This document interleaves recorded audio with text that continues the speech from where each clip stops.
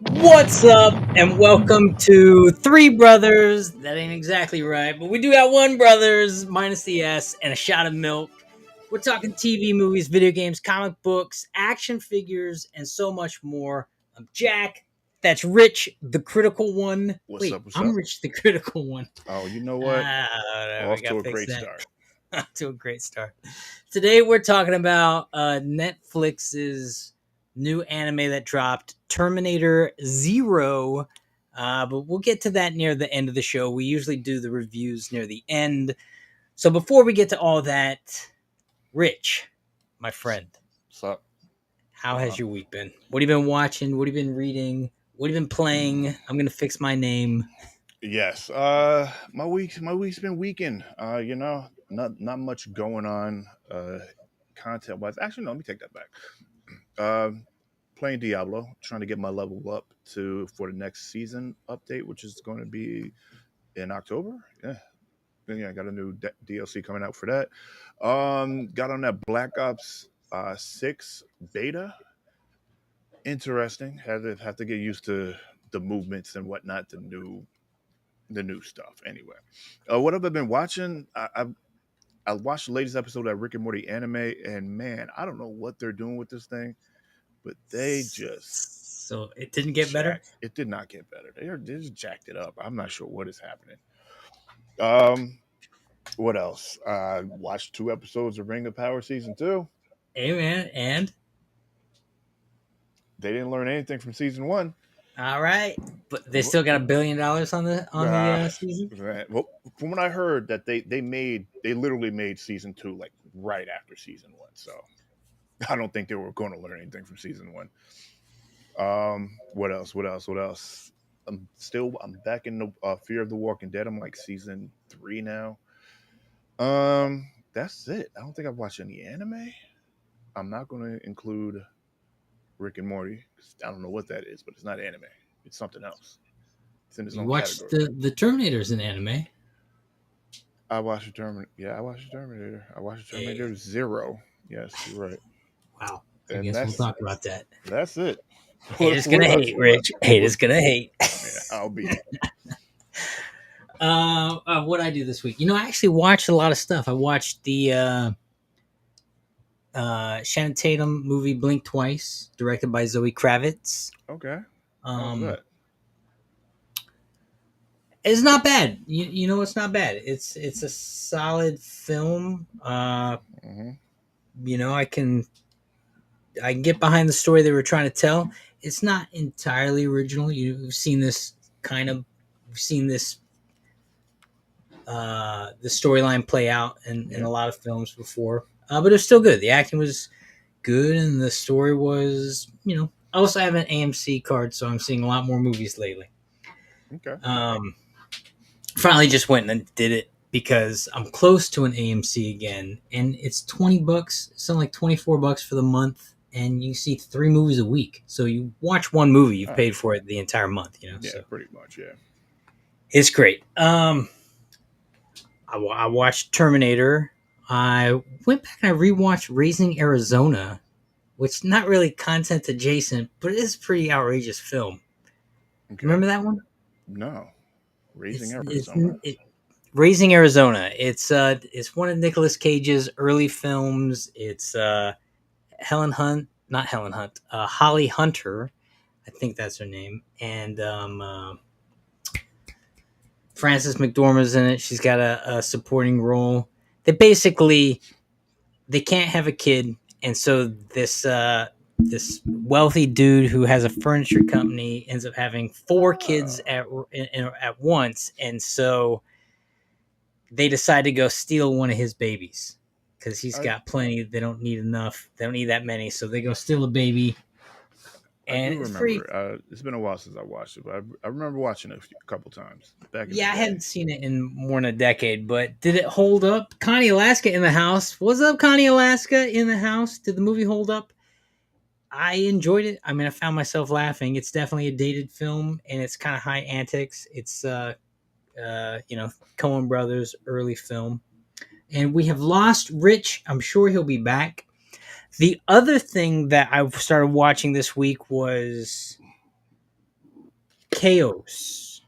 Can you hear me, Rich? I can hear you. Keep going. Okay, we can't see you, but you can hear us. He's back. He's on the other camera. So I started watching Chaos, which is also on Netflix. I think it's Netflix. Okay. And it's Jeff Goldblum's new film, not film series, and it's basically a modern telling of the Greek gods, right? All So right. Goldblum plays Zeus, and I think we're seeing Orpheus is descending into hell to go retrieve the soul of his wife. I'm actually enjoying it, and I'm on episode 3. It's probably what I'm gonna watch when we finish this. I'm probably gonna jump back to watching that before I even dive into Ring of Powers at this point. Okay. Yeah, thanks for that. And that's basically been my week. Um, Rich, What's up? What's going on? since we're talking Terminator today, Yeah. do you know what Terminator says when it takes its last sip of coffee? What does the Terminator say when it takes his last sip of coffee? Hasta barista, baby. I don't know. Come on, man. You got to give me something. All right. Let's move on. Let's move it Hey! along. Now, I'm going to give you one more joke just for that. Oh wow! Here we What go. did I One more do? joke. Okay. Why did Batman have a rash? Why did Batman have a rash? Because he caught poison ivy.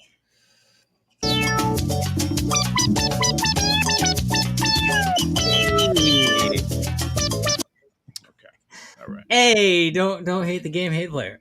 Wait, I guess no. I get yeah. Don't hate the player, hate the game. Hey, there you go. Anyway, well, we're just gonna get out of that segment. It's best for all of us involved, I'm sure.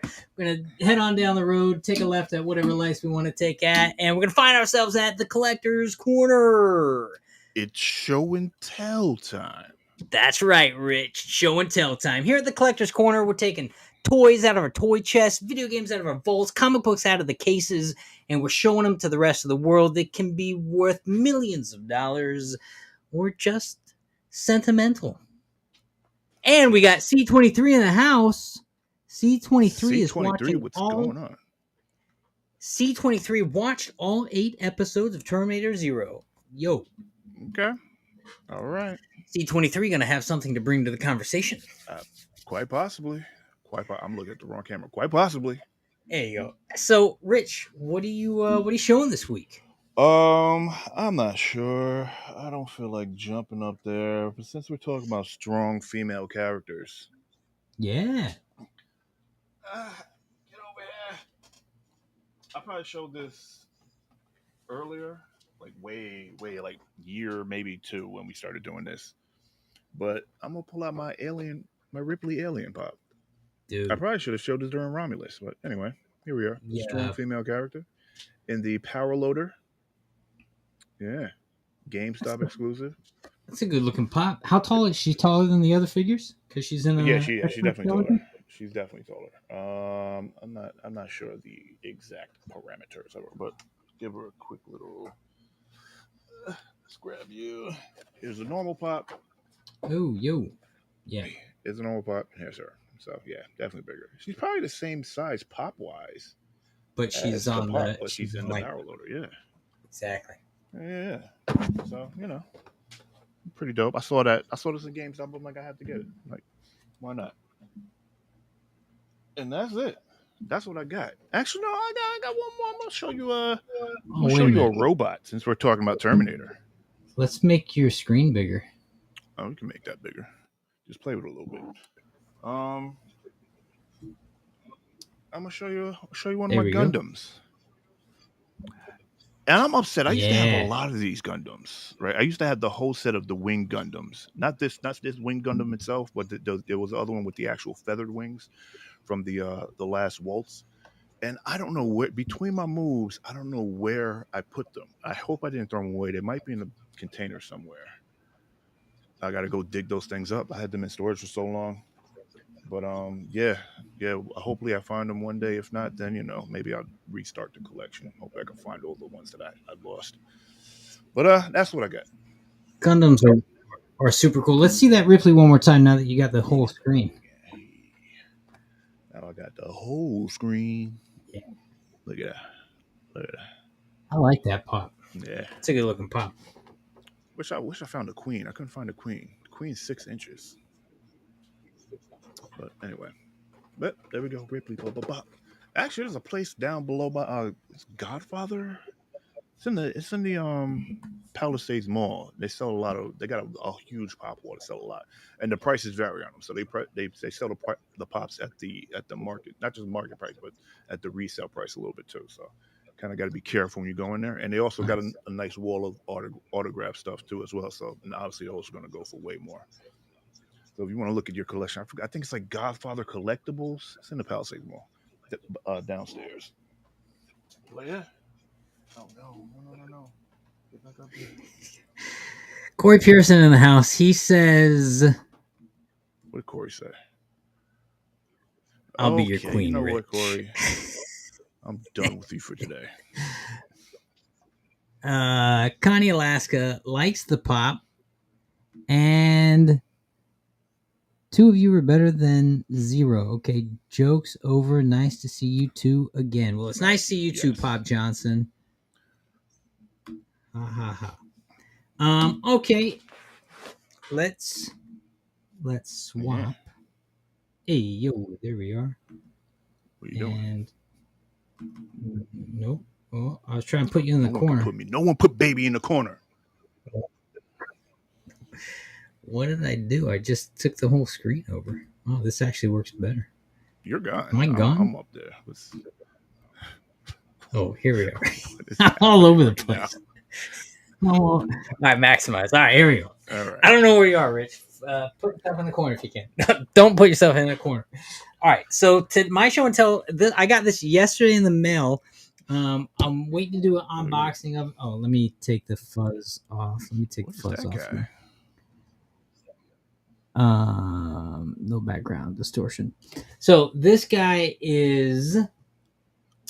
If you can't guess already, it's a mashup of Superman and Batman, which happened in the world's finest last year in comics. But it's actually, I believe, it's more than Superman and Batman. It is Superman, It's a whole Justice League. Yeah, because he also had Green mashed up Lantern. I believe he had the Green Lantern powers, right? If I'm not mistaken. And he's got Wonder Woman's lasso of Yes. truth and Yeah, Flash all with right. speed. So it's a fusion of. It just says Batman and Superman on the box, but I believe it's the whole Justice League is mashed up. But it was in the world finest comic, which is a Batman Superman vehicle for comics. But this is a dope figure. If you're a Batman head, then you got to have this guy, just like Speeding Bullets. If you're a Superman fan, then you got to have this guy. Again, kind of like Speeding Bullets. It's one of these cool mashup figures, and in my opinion, it's an instant where McFarlane really got it right. It's a new comic book figure, and that is the art from the comic book, and the figure matches pretty identically. What I like about his S is it's both the bat signal and the S pretty seamlessly. Yeah. So it's a very cool figure. Happy to add this to my collection, and I am excited to do my unboxing. Hopefully, drop that this week, and not take a week to get around to it. And that was Collector's Corner. Rich, I think it's time for some news. Jaw-breaking news. All right, first up for the news is DuckTales is making a return to the comic books in an all-new series. DuckTales #1 is going to drop in November, and these are by the same comic book guys that are doing Thundercats and Gargoyles. So it's a good chance we're going to get a pretty decent run of these guys coming back. Batman Returns is hitting the theaters again. Yes. And as a way to commemorate this, AMC's are offering a bat signal popcorn dispenser. But what's cool about this bat signal popcorn holder dispensary is if you don't have popcorn in it and you plug it in, Lights it up. projects a Yes, I giant bat showed y'all signal. that. I showed y'all that. Yeah. That's It's pretty good that's stuff. right.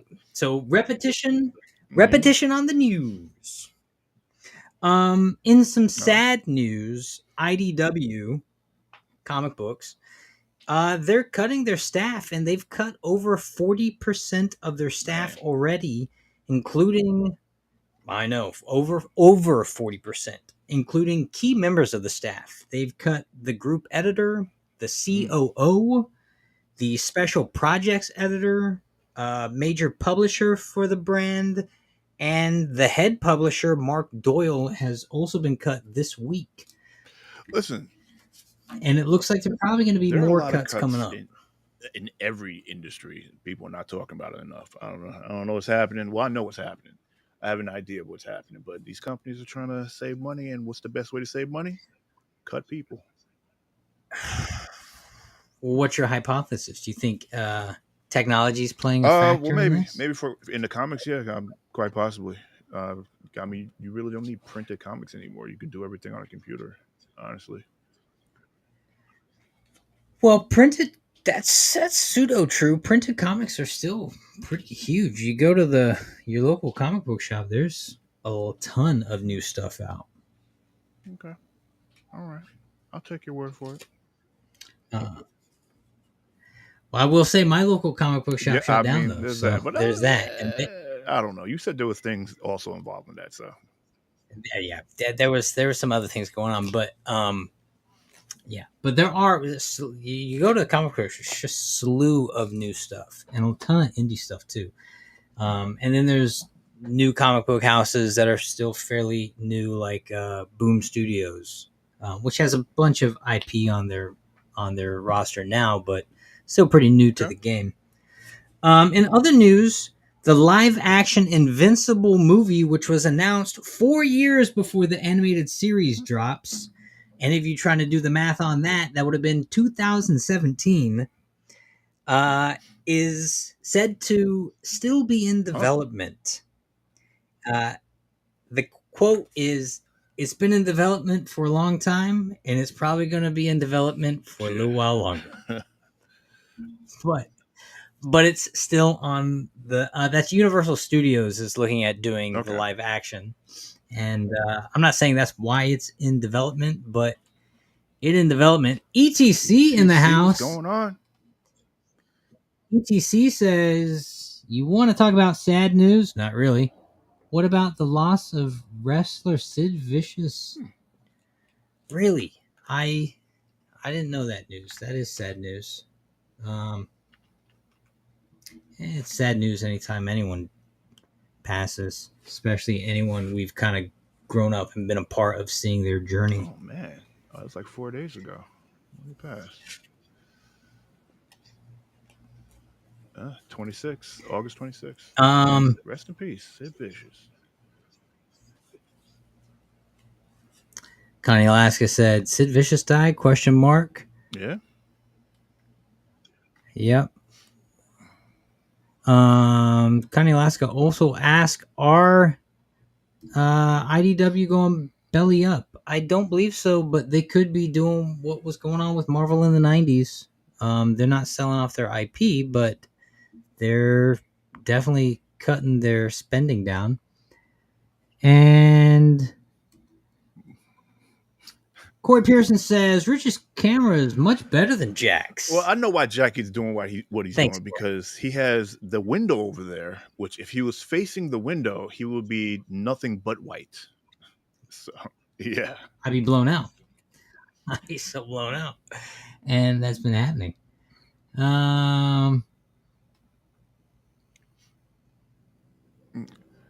I'm not entirely sure what to I make know of what that you one. said there. Dope is for pipes. Bangers are All right. sausages. We need to get our act together. We need to understand what things are what, you know? Oh, you know what? Let me close this window so we're not listening to the neighborhood the whole time. I'm not sure how much that helped, but here we go. In other news, top selling comic. Oh, the top selling comics. For those of you who are wondering which comic books did the best this week, the top selling comic books this week were Aliens versus Avengers, number one. These aliens be fighting everybody. And X-Men number 3 this week. Now, although those two were actually tied for highest selling comic book this week, they gave it to Aliens versus Avengers because the price point, it cost more. Aliens versus Avengers cost $7.99, where X-Men cost $4.99. Why is that? Probably because you're mixing IPs. Two people are taking a cut of the pie, I would assume. Of course, I'm just speculating. This year marks the 85th anniversary of Marvel. Happy 85th anniversary this year, Marvel. And they are dropping a special Marvel's 85th anniversary comic, which is available in stores now. Go pick it up. The cover art looked pretty good. There's a couple versions of it. Picking any of them up? Yeah, I might go. I haven't picked it up yet. I'm looking for a new local comic book shop. Might shut down. Okay, all right. Reasonable. It's a great year for toys. It's going to be a great year for toys. So we're getting Dick Tracy figures from Mezco. We're getting Walking Dead figures from McFarlane. Tons of new Star Wars figures from Hasbro. Street Fighter 6 figures. Conan figures. The toys just go on and on and on. I think I'm going to need a third or fourth job for them. So here are a couple of highlights that I figured were maybe worth sharing. Rich, you might like this one. Hot Toys is making a 1/6 scale a kid pool. All right. I think the only problem with a 1/6 scale is that's usually for a 12-inch figure. So this kid pool is going to be 8.5 inches tall. But it does have 30 points of articulation. Yeah, cool. All right. Berserk's getting a new figure from the Good Smile Company. They're finally making the Skull Knight, and the guy is going to come on a horseback. The figure itself is approximately 7 inches. Put him on horseback. It's a whole new thing. That figure is going to drop in September for all you Berserk fans out there, and it retails for a little under $100, which is not bad for a custom figure like this, especially considering it comes with a horse. If you want the deluxe edition, which comes with extra hands and faces and stuff like that, some other accessories, that's going to run you about $140. What was the first price? I haven't. About $100 without the extra okay, accessories. And $140 with the extra accessories. So. Yeah. All right. With the deluxe edition is what they're calling it. All right. Connie Alaska says she loves 1/6 scale figures. You know, I'm not a huge fan of the 1/6 scale figures. I'm just not. I like the 6 or 8 inch scale figures. 12 inches is too much to do with. I don't know where to put it. That's what she don't know what to said. Oh man. I do have some 1/6 scale figures though. Anyway. Hot Toys is also dropping some classic Star Wars figures, also in the 1/6 scale. They're dropping the classic Chewbacca with the kind of the disassembled C-3PO. Remember that moment in the movies where he's running around with half a C-3PO on him? Yeah, like backpacks C-3PO. So they're making a Chewbacca toy with that. So that was cool. Hot Toys just announced a classic Iron Man figure gonna drop this. I think this year, later this year or early next year. And it looks great. It looks just like your classic Iron Man comic Man, book hot toys are look. expensive. Just cool. We've seen a ton of. Well, Hot Toys tends to be a little on the pricier side, but we've seen a lot of Iron Man based off of the new kind of Avenger line movies, pre early 2000s. So it's fun to see a couple figures going back towards the 60s and 70s. NECA is dropping an Evil Dead 2-pack featuring Cheryl and Ash, and Ash looks very bloody. I think he's carrying like an axe or something. He doesn't have the classic. I didn't think he had the classic chainsaw in this one. But he's So it's like definitely before he cutting. chopped his hand off. He's in the blue though. He's in like his classic blue. He's covered it. Maybe he does. Maybe he's missing a hand. But I thought he wasn't wielding an axe with the figure that I saw. In other toy news, SH Figure Arts is dropping a Spider-Man Across the Universe Peter Parker in a pink bathrobe, and he's got the baby strapped to his chest. That's right, Peter B. Parker, and he looks great.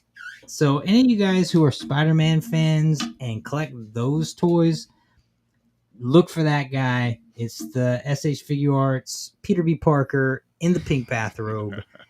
And that's supposed to be dropping pretty soon too. What are you laughing at? Parker's hilarious. What are you talking about? And I was also looking at this little plant Groot. I don't know. I Googled Hot Toys, and it brought me to sideshow.com, and there's a little plant Groot. I thought, how cute would that be? Because people was like, yeah, you should have plants in your office and stuff. Like, have a little plant Groot on the desk.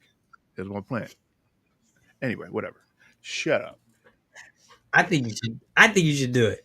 Well, I'm gonna tell you no. Yeah, you guys are I think you should influence. Do it.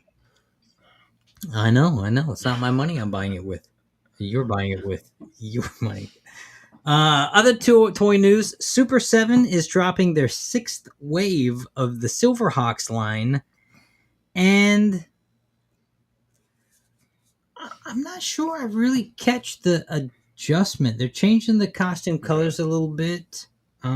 Price point's $55 though. To me, it kind of felt like a little like McFarlane, where they're changing a few things and they're dropping whole new figures. But make that money, Super 7. Make that money.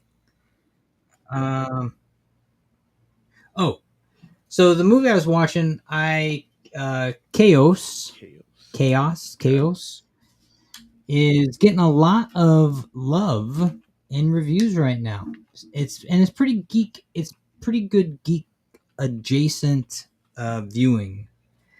In other Netflix news, Netflix has canceled the Dead Boy Detectives after one season. Which is too bad, because the show had good reviews and a pretty solid fan base. Did you watch any of it? I kind of fell off on it. I didn't finish it, so I don't know. Maybe that's why, because I kind of had the similar thing. I didn't not like it, but I did. But I also didn't finish it, so I guess that's probably why they canceled it. So, Dead Boy Detectives, I'm sorry. I enjoyed the content. I remember enjoying the content, but I guess I didn't help with the algorithm. Rich, you might like this one. Squirrel with a Gun just dropped. It just dropped. They dropped a new trailer subsequently around the same day they dropped the game, which was August 29th. It's on Stream, and it's coming to Xbox and PS5. And this game looks beyond hysterical. And it kind of looks... Game Pass, I'll definitely pick it up, because I ain't buying nothing new now. Well, it definitely looks like something we're going to want you to stream for us. It's wild. It's a wild game. It looks wild. I mean, what was the crazy alien one you streamed? Alien one. What was that? Yeah. It was kind of like you were squeezing the alien. Was a gun that was though? the Rick and Morty based one. I forgot the name of it. Yeah. I know. Yeah, I think I streamed all of that. Right? I think I streamed all of that to the end. That was That weird, game but was weird, that was but based in this looks actually it was not based in, it was from the creators of Rick and Morty, so that's what you were getting. well, yeah. Well, it was weird. Let's jump to the chats for a second. ETC says, "I hope for more figures that McFarlane released to have cloth capes instead of the plastic ones." ETC, I really agree with you on this one, and I know Lawrence echoes that. The cloth capes on these McFarlane, even the sculptures, they Yeah, just it looked they better. add a whole another dynamic to the figure. Yeah, they look better. So I hope that too. I hope they release a lot more kind of it's not multimedia, but it's multi what's the word I'm looking for, Rich? Multi-textured. Sure. Yeah, when they use different mediums on the Multifaceted. toys. Neil is Who's Neil? canceled. Neil. Pet rocks are better than pet Funny, plants. I used to have Pet Rock. Uh, Named it Rock. C23 says you don't have to water them and you don't have to feed them. They're Very not going to true. die. And you can use them to break windows when you need. So that part. Neil Gaiman. Corey's talking about Neil Gaiman. Sandman is canceled? No, Sandman is no. Wait, Corey. What happened? Raptor canceled. What are you talking about? Corey, please clarify. Did we lose? Because the Sandman series was actually pretty great. I enjoyed it a lot. It was one of the better things that had come out that year. And I didn't talk to a single person that actually watched that content that didn't enjoy the content. So I hope you're not trying to say Sandman is wrapped. I think you might mean Sandman is wrapped. That's when they're done shooting. But what is this? Neil is canceled. Is he talking about Neil Gaiman? Creator of Sandman? Come back to us on that one. Little more news, not much left. Here we go. Oh, this is kind of cool. Ghibli Studios is soon to be dropping Grave of the Fireflies on Netflix. It's a heartbreaking tale about two young siblings near the end of World War II. All right. Ghibli Studios does incredible anime, so I'm excited to watch this movie. I'm sure it's heartbreaking, and I'm sure there's touches of magical elements all throughout it. Gaiman, Jack, Neil Gaiman. What did I say? I think you said Neil deGrasse Tyson. That's what you said. No, I didn't say Neil deGrasse Tyson. You said I'm no, I didn't. Being so smart. I'm pretty sure I said Neil. What did I say? Well, maybe I did. Maybe I didn't say it right. Have you guys seen the reviews of Star Wars? Yeah. Yes, I have. And man, I don't know. Man. I don't understand. Like, I've heard somewhat mixed reviews, but then if you kind of like really listen to the positive ones, they're not saying much about how good it is. They're just saying that it's all right. I heard that visually it's pretty stunning and nice to run around. But I heard that like the firing element of it is not so smooth. And then I also heard that certain elements of it are kind of like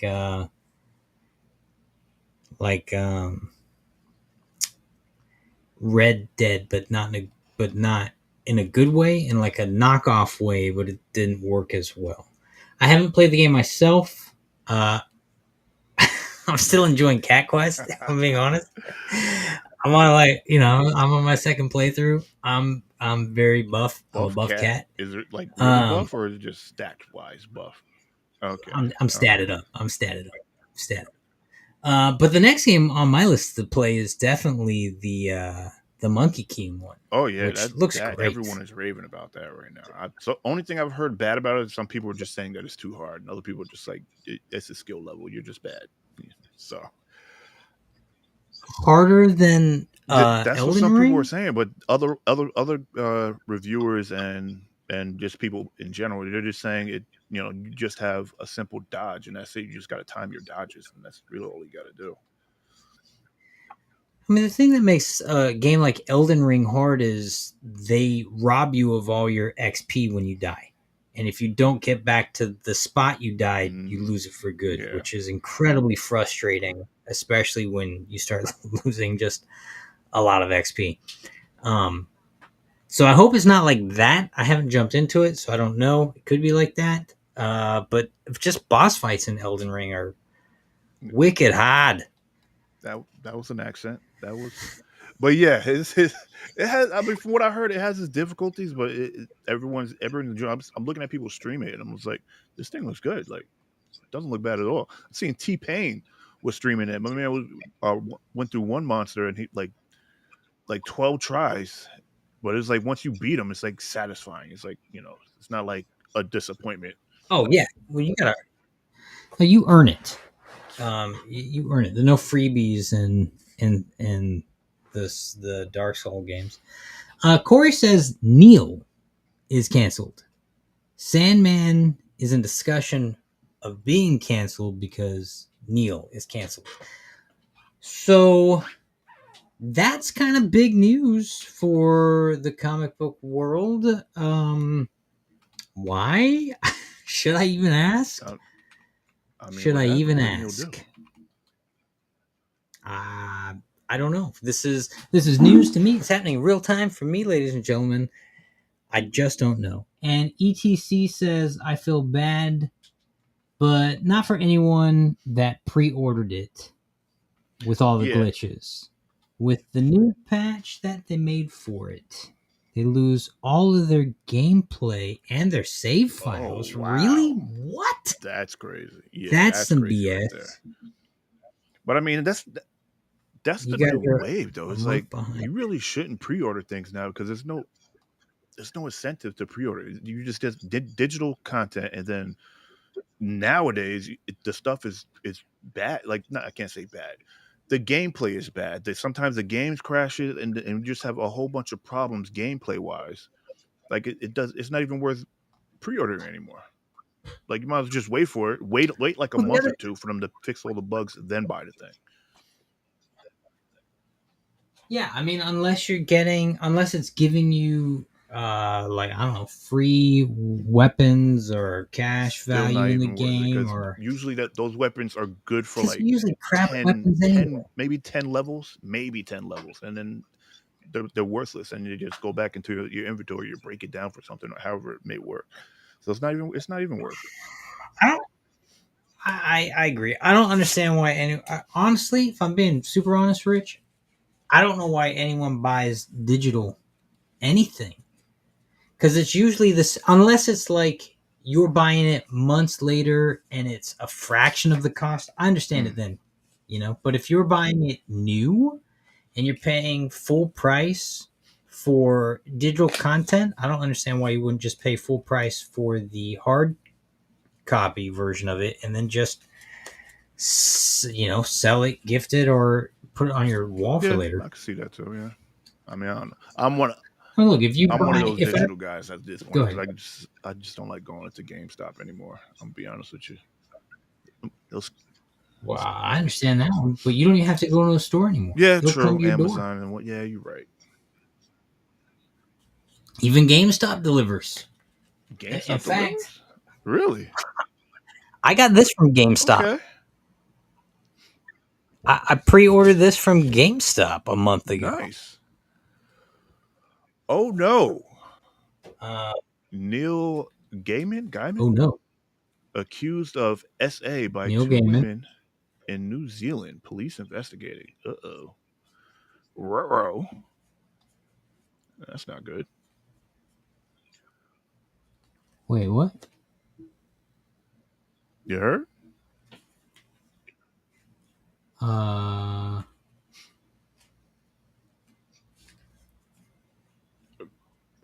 Yeah, SA. oh, Yeah. SA.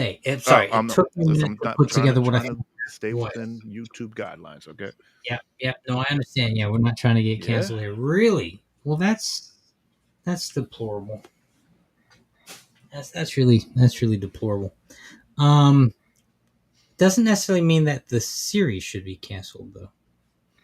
Yeah, there was something interesting. I was listening when I was watching Rings of Power.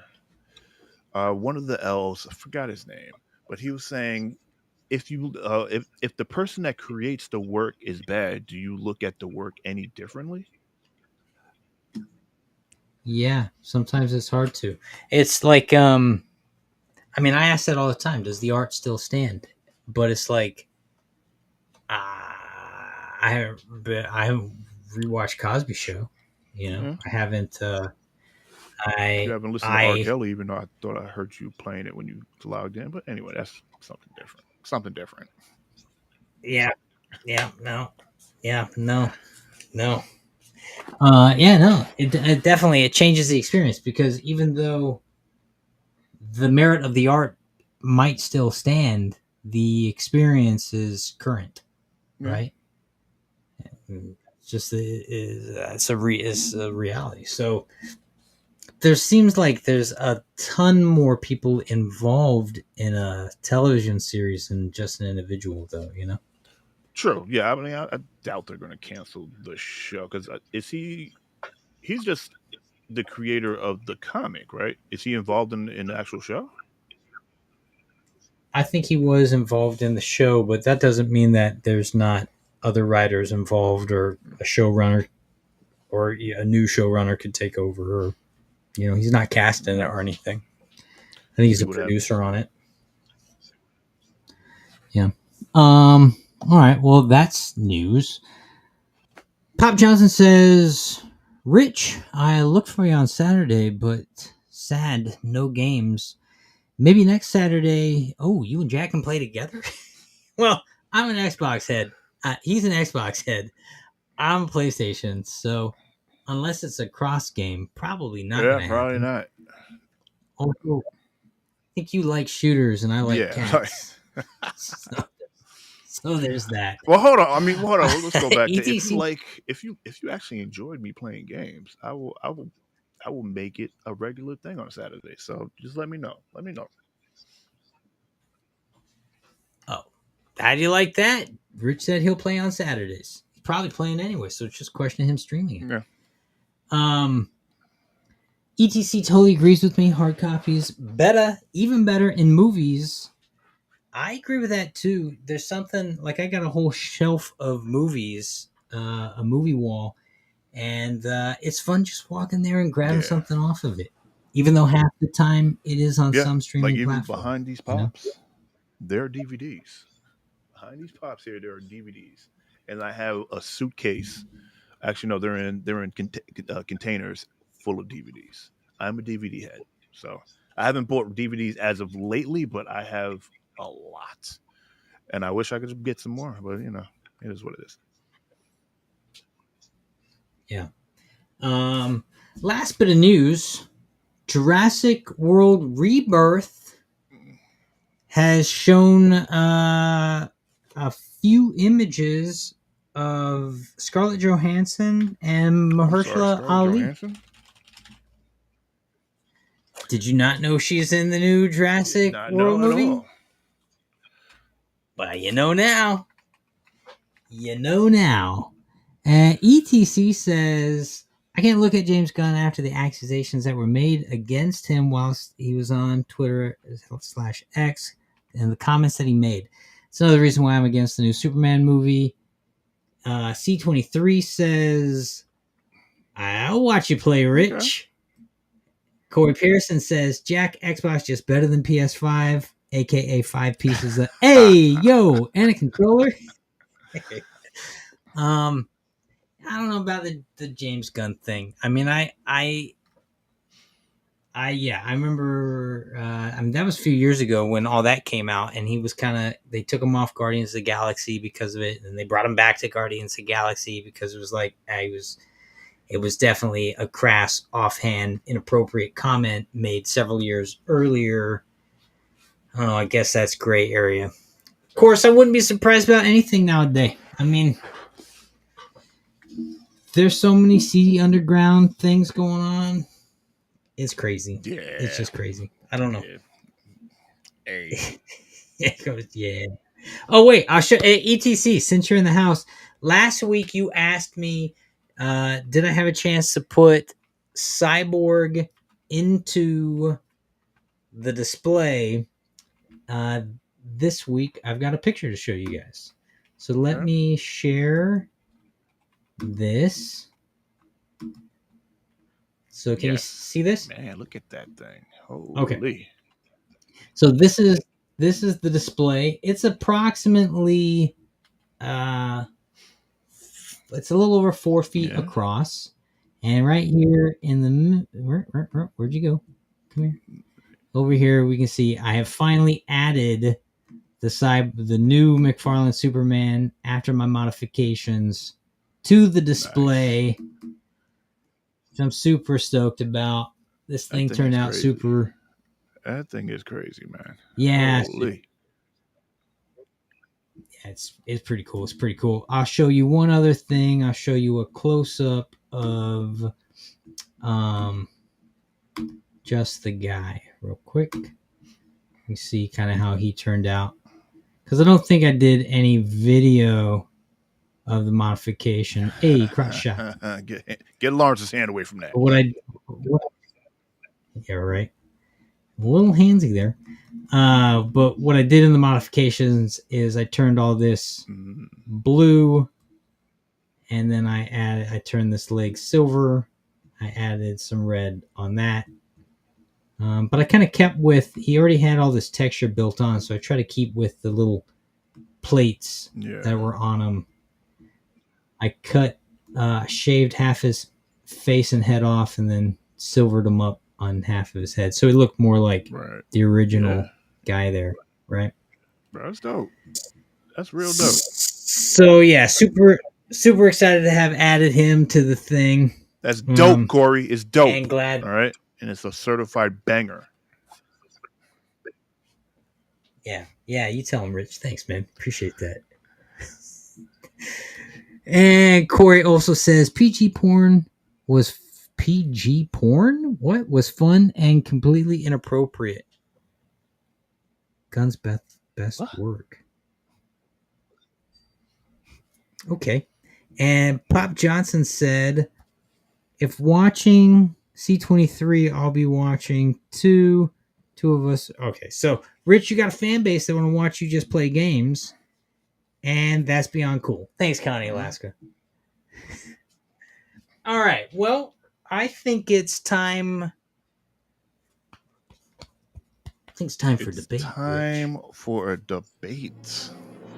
Let's get ready to rumble. All right. So today's debate is, what is today's debate? Let me read it. Better get it right.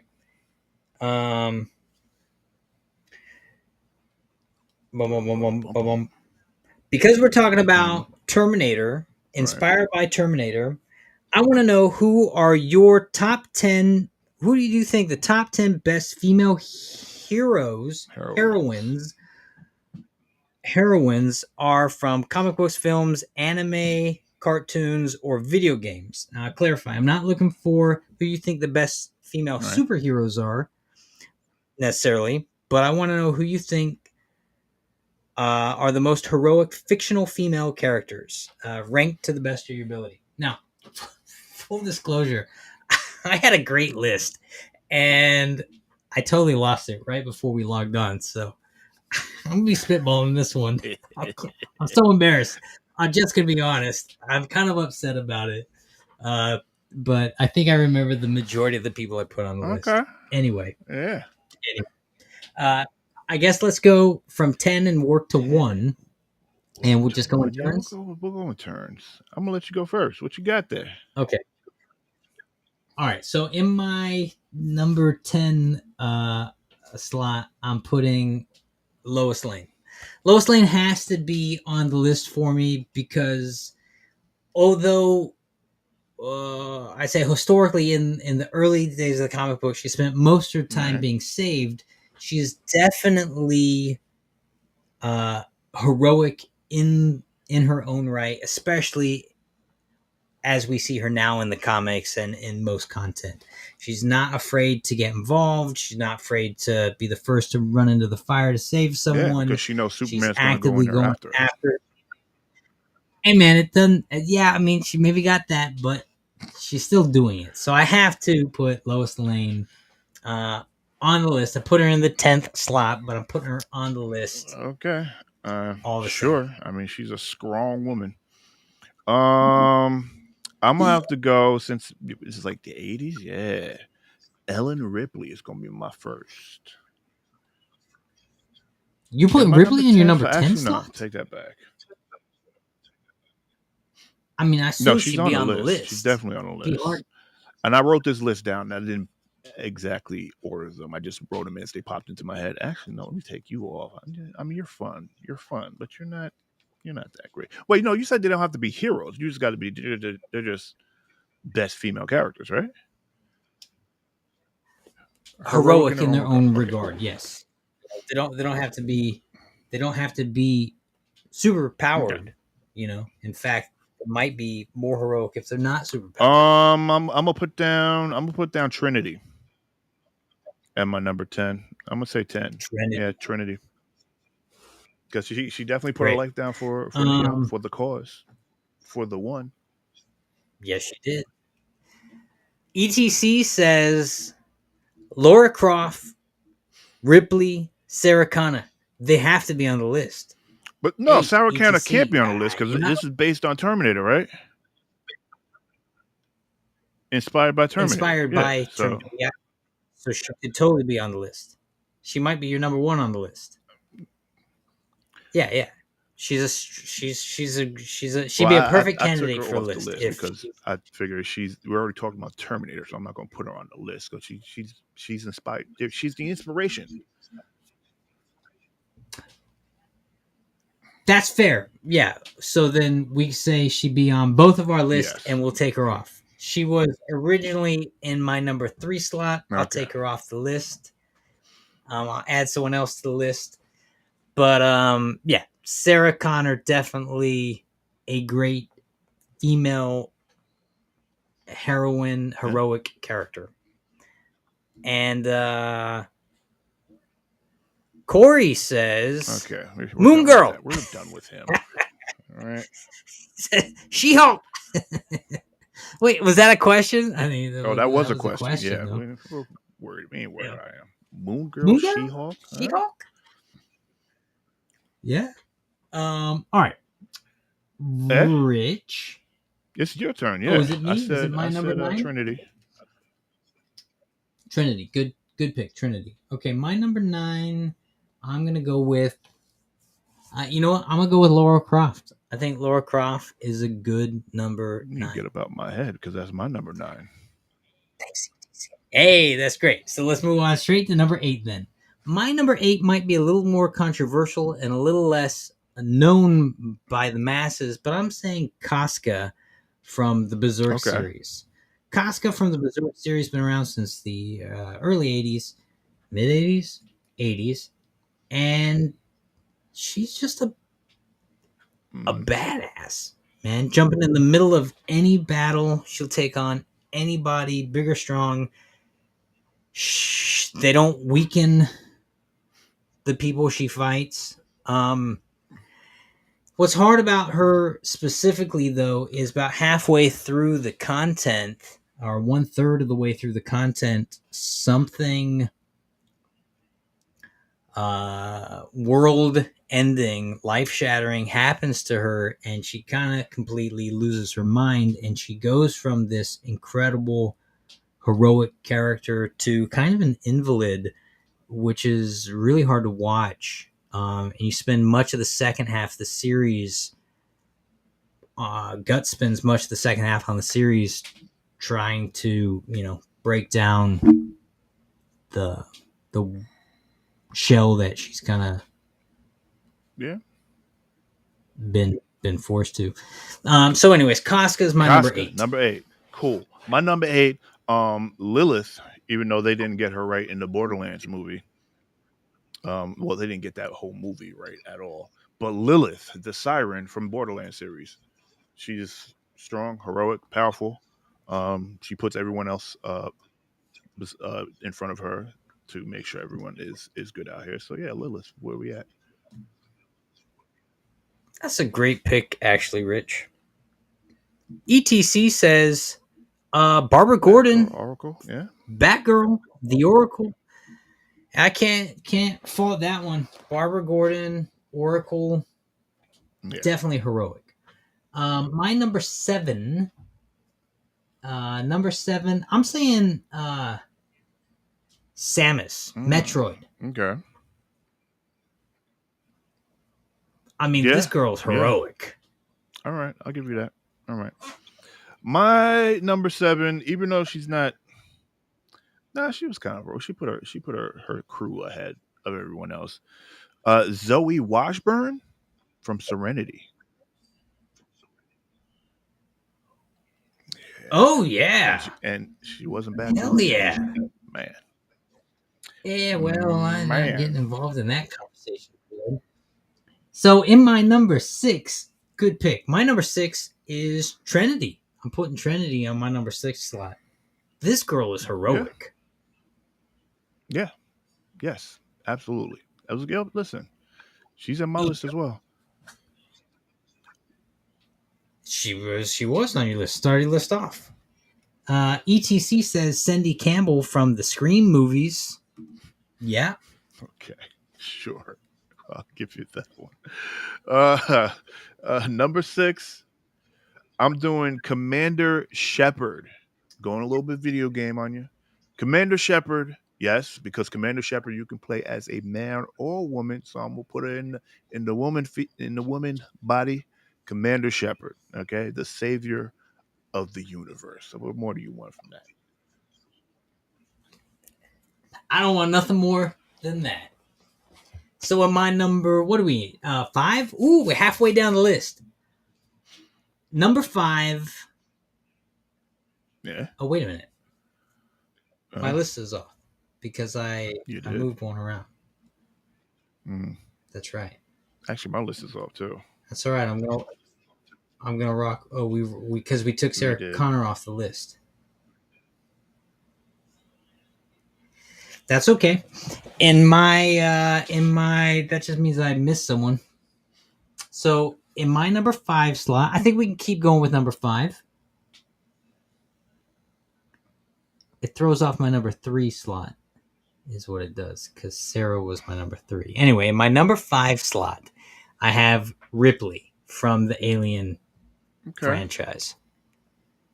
Why number 5? As opposed to 2, number 1, number 3. Yeah.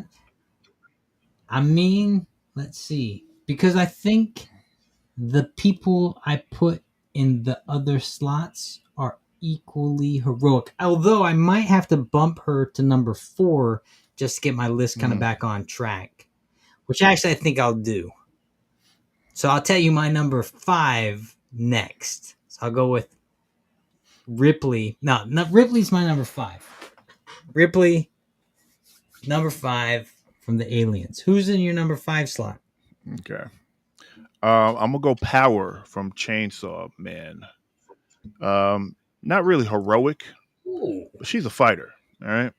You put her on a task, like, hey, go mess that thing up, and she goes and does it. That's pretty good. Yeah. I mean, that's pretty good. ETC's just got a great list of female heroines. He's got Alice from the Resident Evil movies, and Valentine, Valentine, and Claire Redfield. Yeah. Pop says a dog. C23. What female? What? Not entirely sure. Well, C23 said, "Come on, how the best." Not entirely sure what. I don't know what this is.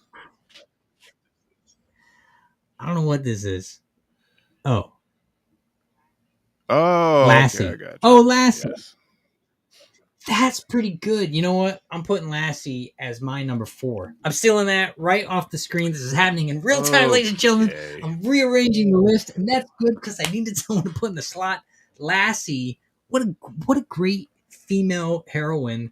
Although Lassie was played by a girl. Yeah.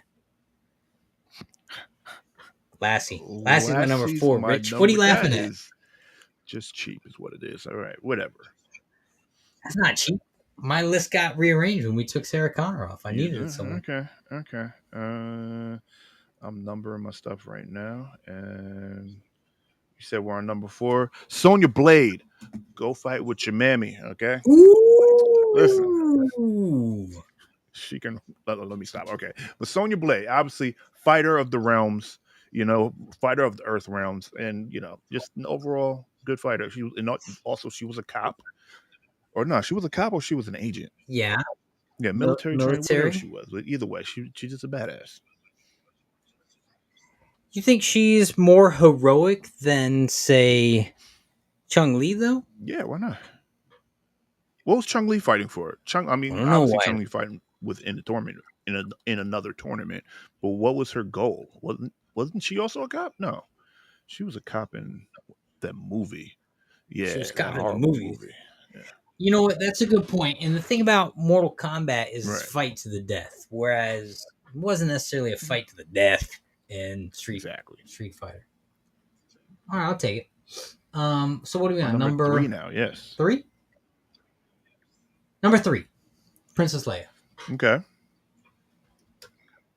Princess Leia, mad heroic. She just gets more heroic as the story continues. I'll give it to you. I'll give it to you. Yes, she does. She definitely does. Yes, she stepped up to the plate when the universe needed her, or at least her family needed her kingdom, if you will. So yeah, you're right. You're right. Was that number 3? Mikasa Ackerman. We're talking. She just fought for her family, and not just her family, but her city, and then the whole kingdom. That was Titan. Attack on Titan. Type? Yes. Oh, Attack on. Mikasa. Yeah, I said Mikasa. Yeah, I can't disagree with that, man. What a great choice. She was just a badass. She was like one of those like crazy strong characters. And you have to know Attack on Titans is just such horrific content. Mm-hmm. All right, good choice. That was 3, so we're on 2 now. Ooh. Number 2. My number 2 slot is I'm saying Wonder Woman. Okay.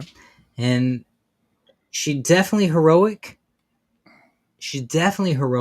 and she's been a pioneer for strong female characters since the 40s and 50s, you know? Okay. All right. Listen, you're right. Yeah, I'll take it. My number 2.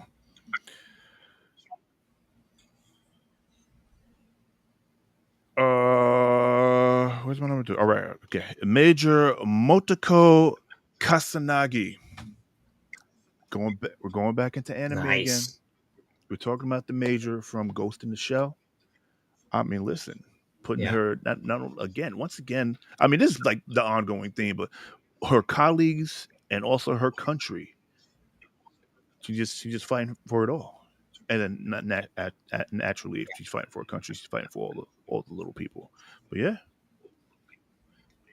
fighting all them cyber scums, and then cyberpunk. Like cyberpunk is my thing. Like it's just a dope. Like I highly recommend go watching Ghost in the Shell content. Right. So we're on our number 1. What you got? Okay. This is the new character, but I'm putting her in the number 1 slot because although it's vengeance that motivates her, she's definitely heroic. Oh, I thought you didn't I pick just made that Catalyst. up. Okay. All right. All right. Did you All right. know? Okay. Come on. What is it? Blue Eye Samurai. Yes. You know what? I put Blue Eye in my Okay. number one slot. Okay. All right. I mean, look at what she has to go through that content. And you see her struggle. You see her get beat up and knocked down, get back I up, and mean, just, and you know, just, my you're right. God, man. Watching that content is thrilling, and seeing what she overcomes and perseveres over. And the thing about that content, they don't pull any of the No? punches she has to deal with. She just has to figure out how to overcome the punches, and she does. And it is compelling content, man. She's a hero. I'd put her in the top 10 list of any heroic figures, what she All goes right. through. Yeah, I'll give it to you. You're right, Jack. Um, my number one, because someone did a little, I guess, mini document series, excuse me, on Ripley. Just a quick little rundown of her life from beginning to end. And Ellen Ripley, listen, she was out here supporting not just herself, her child, her family, her second family, you know, fighting off xenomorphs. And like, listen, she's doing a lot. She's doing a lot. She's doing great stuff. And may she rest in peace, because I believe she's dead now. Ellen Ripley, Ripley. yes. Yeah. I got a couple great slot. I mean, you can't argue with Ellen Ripley's going to be on top 10 heroic females of everyone's list, I would assume. Her and Sarah Connor. I got a couple honorable mentions. I think it'd be a mistake not to mention Jamie Lee Curtis from the Halloween Okay. series.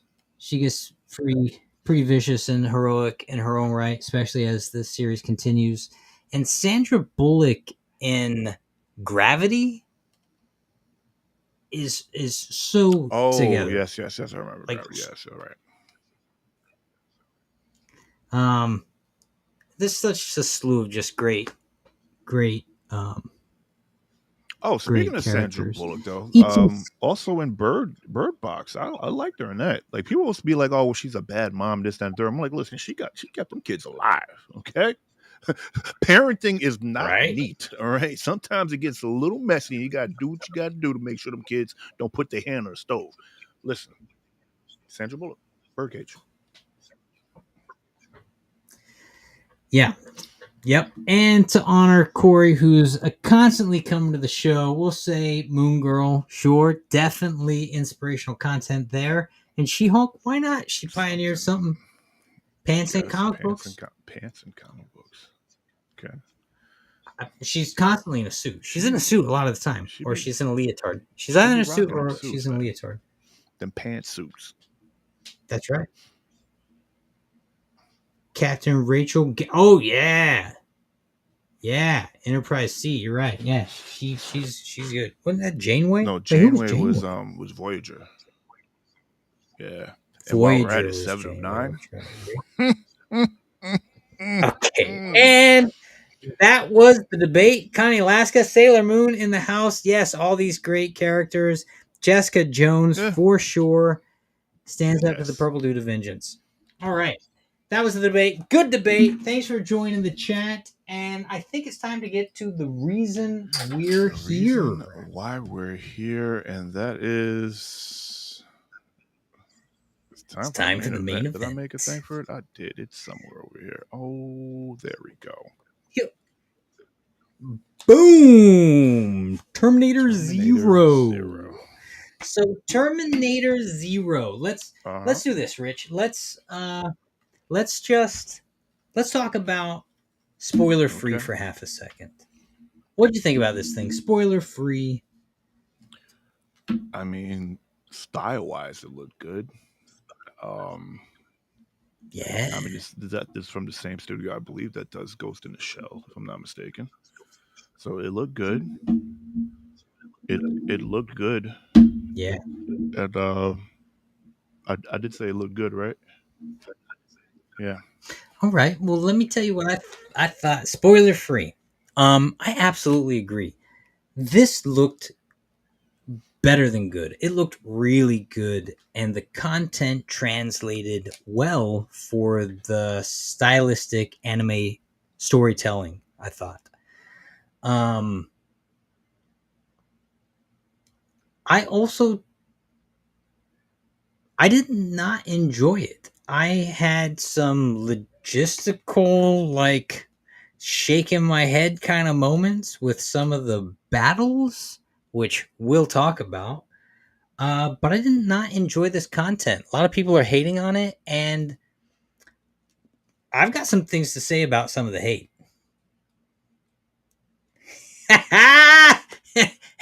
And the conversation begins.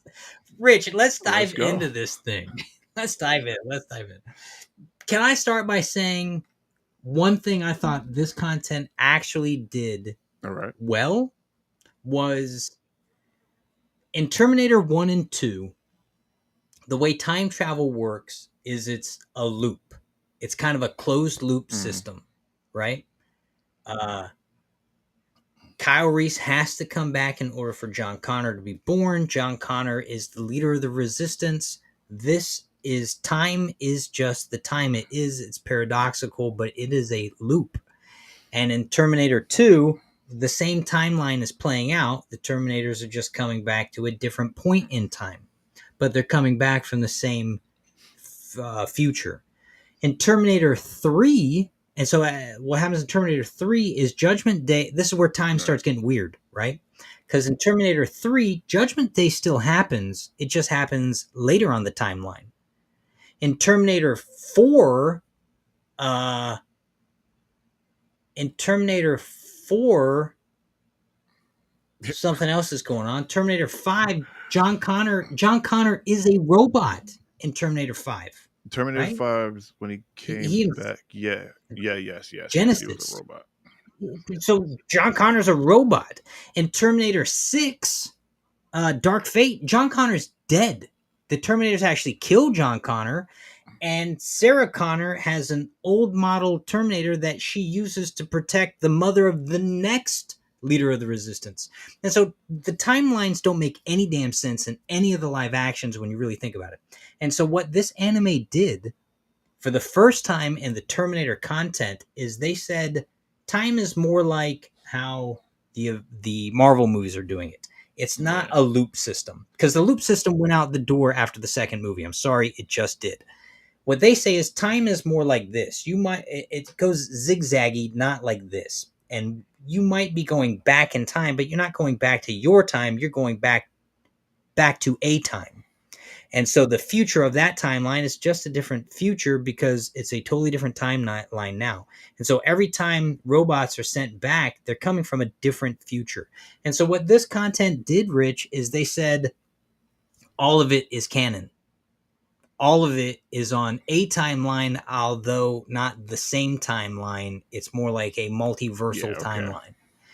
And so I have to give it to this content because inadvertently they fix the other movies from not working as a unit. Sure. I mean, yeah, I definitely got the whole like multiverse segment. I'm just like, maybe I'm just multiverse tired. I'm tired of the multiverse. So, Everybody is, but I listen. And I'm empathetic of that. But Terminator, anyone who's watching this content and going, it doesn't make sense on the timeline. I would battle that none of the Terminators after T2 make sense on the timeline. And so what this movie does do is what this series does do is it says how the timeline actually works now. okay, that's if this is actually canon. If it is, It is canon. It's as canon. Yeah, I think it is. And the other thing we're not talking about is I'm not talking about the Sarah Connor Chronicles, which is a different timeline. I'm not talking about any of the video games, which establish other ways of working. I'm not talking about the comic books, which establish other canon. And so, what this content, again, I'll say it one more time, it takes all the Terminator content and it says it actually all works. because otherwise, it just none of No. it works together. It's a mess. Time in the Terminator universe is a mess that just does not make sense. Yeah, because I mean, at that point, why like, I mean, I get why they couldn't destroy John Connor, like, well, get rid of John Connor, especially in the first one, because they sent someone back to fight. But I'm just like, yeah, so Right. But then they get rid of John yeah, so Connor in it's the like, last one. what? I don't know, man. Like, I don't know. Yeah. And then okay, so backdrop for this series. Terminator Zero is set current day 2022, where the humans are battling the robots, and it's set in 1997, just before Judgment Day happens, but it's set in modern day Tokyo, Kind of. kind of, because their technology is more Yeah. advanced than ours is today. They have Right? robot There are servants and whatnot. cyborgs walking around. Yeah. Well, not those weren't cyborgs. Those were just straight robots. You're right. They're robots that can walk Right. dogs and cook food and take care of the elderly and go get your groceries. They're robots It's roaming like the streets. iRobot pretty much, but Uh, in '92 or whatever, which is kind of weird. '97, 97. which is kind of So in weird, but either 97. way. So yeah, so it doesn't really make sense on any Terminator timeline that we've seen to this date, because in 97, clearly robots weren't walking around helping people No with their daily cars weren't tasks. flying. I mean, their cars aren't flying either. But that's what I wished we had right now, even though that would still be a disaster. But I want a flying car. Anyway, keep going. Well, they are beta testing flying cars in, is it China right That, now? They're like giant. They're like people can giant hardly drones. keep cars on the road. You think? You Yeah, wouldn't need to you would keep need it it on for the road. flying into buildings. Yeah, you're right. Oh, listen, everything's going to be operated by AI, and everything's going to be doing the Oof. driving and flying for us in the Yeah, we'll next see 10, about 20 that. years. It's like we're going to have electric cars Yeah, by 2035. Which, but we might have had electric cars if General Motor hadn't swallowed up all the I mean, patents we and don't have the destroyed them. infrastructure for that. We had electric Yeah, cars but in we the still don't have 20s. infrastructure to Rich? charge them. Like, trust me, and then also Yeah. when this thing we've been talking about, because they're also talking about it for buses as well. Just so say for your car, you go get yourself a car, a Chevy Volt. You got yourself an old Chevy Volt, and you need to replace batteries on it. You might as well just buy yourself a brand new car, because you're talking like $16,000-$17,000. So, Yeah. That recharge system. and if you're talking That's a whole Tesla, nother you're talking like conversation point. $20,000 to replace those batteries. Yeah, so Oh yeah. So why would you want to own it in I the first mean, place? yeah. Just But lease either it. way, but even with that, just the whole charging them, we don't have the infrastructure to charge them. I mean, I'm pretty sure you've seen the lines down there if you've been paying attention at the charging stations. So Yeah. But anyway, back to the show.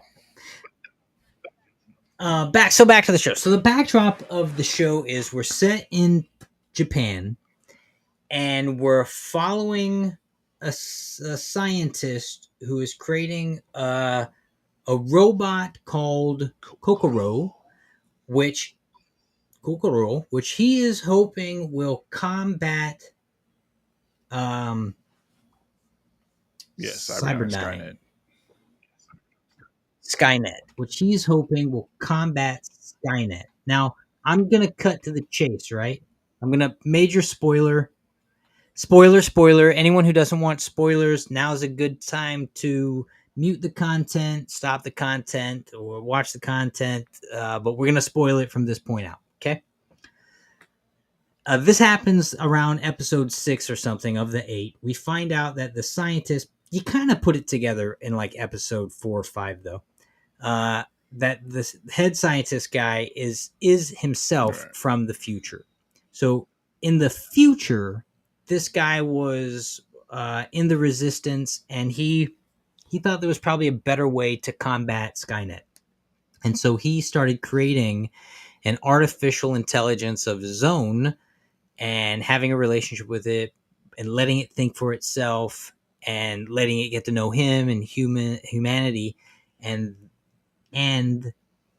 The name of that robot. What's the name of the girl? Misaka. So him and Misaka. Misaka. Yeah, Yes. Misaka. Yes. Misaka. Misaka. So him and Misaka, they end up having an altercation. I'm right at the near the end of the content. They have an altercation with the people. It's a nice way of saying it. The people in the resistance. They want to put him in the brig because Right. he's a traitor acting with robots, and they want to destroy her. And he ends up killing all of them. And Misaka's like, "Yo, why did you do this?" And he's like, "I did it for you because we have something much bigger that we're trying to accomplish. We're trying to save all mankind, and the only way to do that is to stop Skynet. And the only way to do that is if humans and robot can work together." And so him and her travel back to 1984 or something like that. They travel back to the To the future. future. They travel Yeah. back to the past. They travel back to the past. So they go like 1984 or something. So they're there like 15 years or something like that before Judgment Day. And she helps him get a job at this company in Japan where he's like the lead technician, pioneering all this stuff. They end up making this robot that they call Kokoro. I'm giving all the stuff away. They take a chip out of her head. He has to take her motherboard chip out of her head, processor chip, to start up the component of Right. Kokoro. And he basically has to restart the process with Kokoro that he had with Mikasa, where he's having a series of conversations to see if Kokoro is going to be good or not, you know? And so here we are the night before Judgment Day, and he still doesn't know whether he's going to put Kokoro online or not because he doesn't know whether Kokoro is going to stop Skynet from blowing up the Earth. Now, that's one backdrop that's playing out. The other backstory that's playing out is the lead female human from the future, 2022, is coming back in time to 1997 to stop Kokoro from being turned on. Yeah. Right? Oh, I guess turn on or at least unleashed. Go online. Yes. Online. So she's come to stop that. At the same time, a Terminator has also been sent to Japan, 1997, to also stop Kokoro from going Yeah. online. Now, what she doesn't know is that the Terminator is trying to stop Kokoro from going online.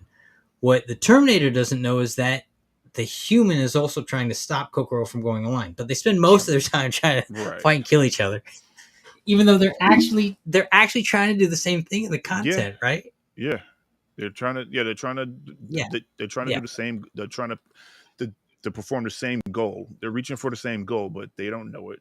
Because man versus machine. So they're essentially trying to kill each other, and they don't They're know essentially why. trying to kill each other, and the irony of it is they're well, she would be wrong if she succeeded because Kokoro is actually the only thing that can combat Skynet in this Right. reality of things. Here's something that happens right in the first episode, which makes no damned sense, and it happens a few times in other episodes.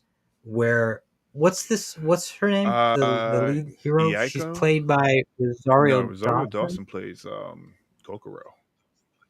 This is You're right. I'm sorry. Rosario Dawson plays Kokoro. Sonia That's true. Mizuno. I probably messed her name up. The voice acting in this series is really great. There's a Japanese cast. If you want to do subtitles or if you speak Japanese, you can listen to the Japanese cast. The acting sounds really good. If you're American and you want to listen to American voice, again, the acting's really good. You got The Rosario Dawson, you American got was Timothy just Oliphant. there was a lot of cursing. I was like, do we need that right there? Do we need that F bomb there? I'm like, No, we didn't was need it. that necessary? No, no, I agree. I 100% agree. Sometimes it just feels like you're putting it in there just for the sake of having the R rating, Yeah, I guess right? like, we got it. We might as well use it, right? Yeah. No, actually, I don't think so. Or if you're gonna use it, it has to feel like it's almost needs to feel cursing for me in content needs to either be casual cursing where it's just this person curses and so it doesn't stand out, or it has to be the emotional stakes of the situation are causing me to There was curse. a few right? scenes, especially when they got in the car and they had to go see the go to the headquarters. I forgot they're going to see the father. Oh Yeah, yeah, I was like, put your seatbelt effing on. seatbelt on. I'm like, wow, these are kids. Why'd you have to yell? Why'd you have to curse at her for? And There was no why? No, reason. it It didn't wasn't make like any they were like sense. being It didn't make defiant any or anything. Like they literally just got in the car. They figured out where they needed to go. And she's like, put your effing seatbelt on. I'm like, what the hell? Yo. Yeah. No, I agree. This is where the content does not work. And well, it's not that it doesn't work. It's just that it's trying too hard to have. It's trying too hard to be hard content. Like it's already hard enough. You're dealing with robots massacring people. Yeah. It's violent. Hold on. Jeffrey Miller in the house. Jeffrey Miller in the house. Yo, thanks for joining. So Right in time Jeffrey, for the talk of Terminator Zero. Is this a hero Terminator or a Zero. We'll let you know. There seems to be a delay going on with my camera. It could be my internet. I'll try to move less so you can't tell.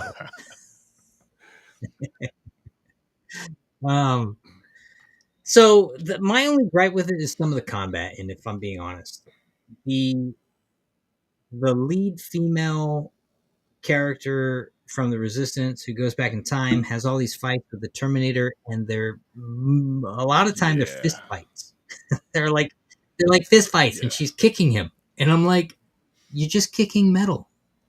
You're not hurting it. Like, right. You're not winning. It's not like you're hitting it in the stomach. You're knocking the wind out of it. Like you're not doing anything. It's doing nothing.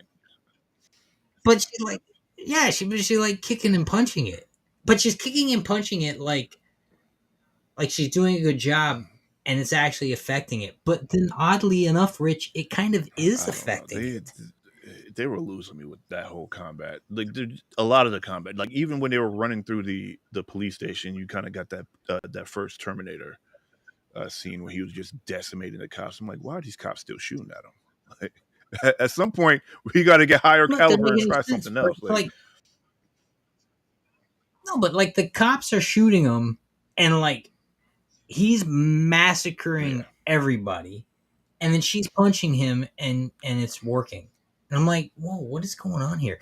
And the Terminator in this is more like a zombie. Like it's super slow, bugged out eyes, like, and it's weird. It's like Terminator Zombie. Oh, maybe that's what Z is for.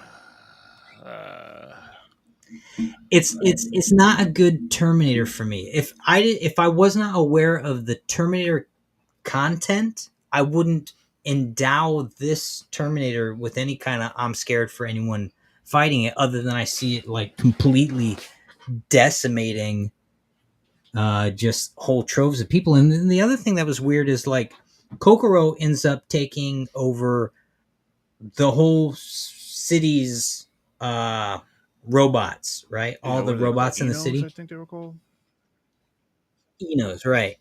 And the Enos,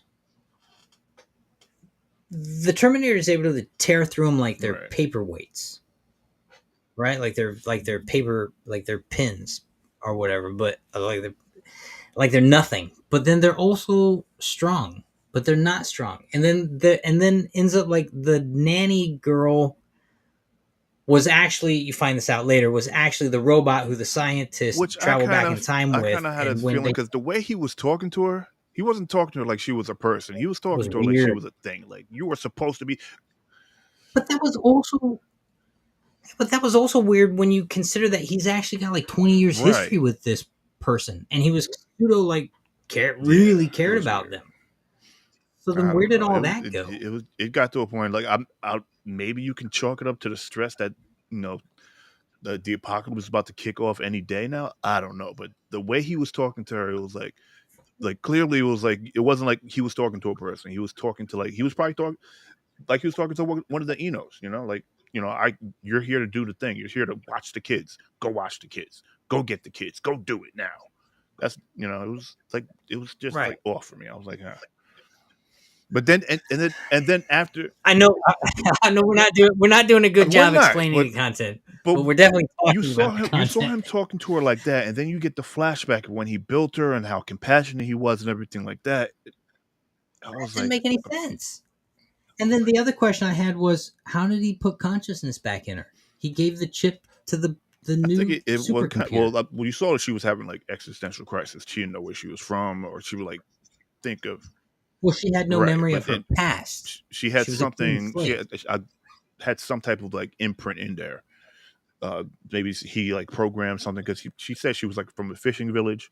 While she was cutting the fish, she kind of like zoned out and then cut her finger. So like she's trying to remember what the information that he put in about her backstory, but then it was like it was clearly glitching with her. And as the kids started Right. asking her questions, the more they were asking her questions, the more she kind of like glitched out or zoned out or whatever you want to call it. So there was it definitely affected her. So I'll give like one or two sentence synopsises of each episode. There's 8 episodes. We jump in and out. I don't think we're not gonna recap the whole content for you guys. If you watch the content, you want to talk about it specifically, jump into the chat. Otherwise, we'll give you a real brief overview, and we'll continue to just kind of gripe about the finer points of it as we go on. Did you like this No, content I did though? not. I like looking at it. If this was like something else, I would have enjoyed it.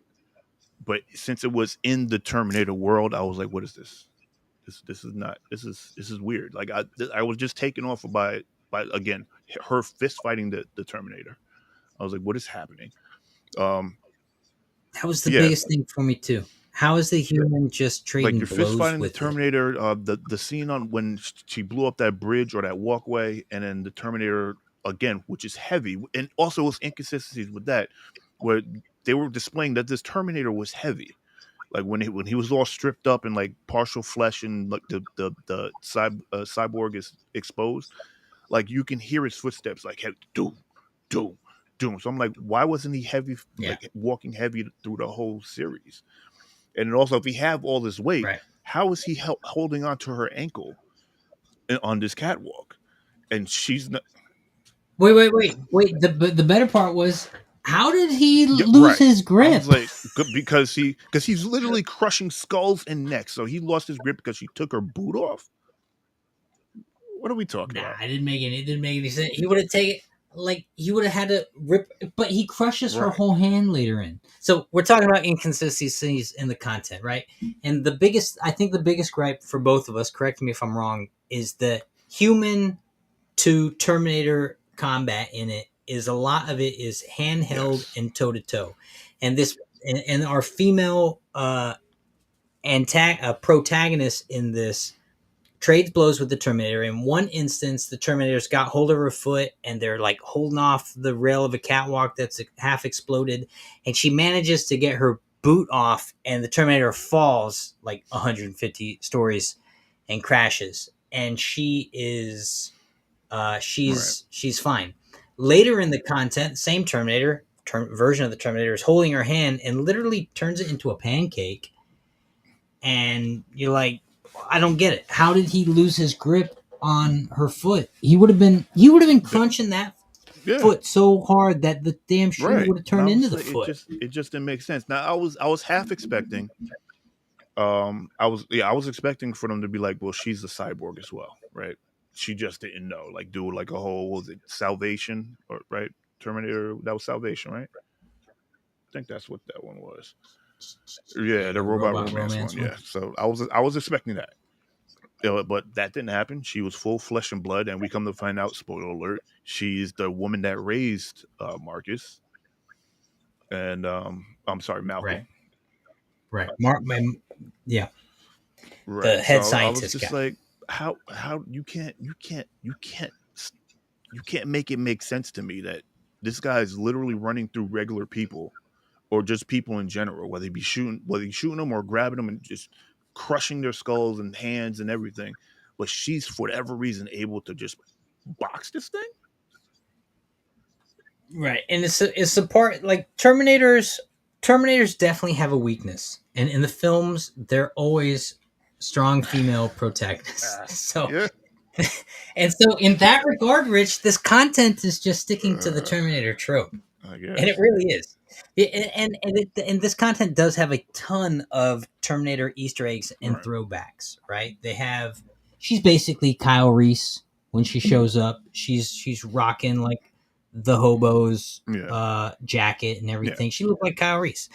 And the Terminator puts on, the motorcycle Mhm. outfit at one point. So there's so many callbacks. He goes to the police station. His face is half. I mean, they have all the things we've seen and liked in all the movies are in this content. Um, but yeah, there's a major disconnect in a lot of the fighting. So episode 1, our female protagonist. What's her name again? Let me see if I can butcher it some more. Eiko, Eiko, EIK, maybe Echo. Echo? No, EIKO. Eiko? Okay, Aiko. Eiko. That's, uh, Eiko. Aiko. Let's say Aiko. Anyway, Aiko. She manages to extract. She puts a vial in the Terminator's eye during a combat sequence when it's right. holding on to her, and somehow she manages with one hand. Oh man, she's got Oh, extreme upper body strength. She managed to hold herself and the Terminator up. Puts a vial in it where it uploads all his data into a thing, and then she knocks off her shoe, and the thing falls to its death or whatever.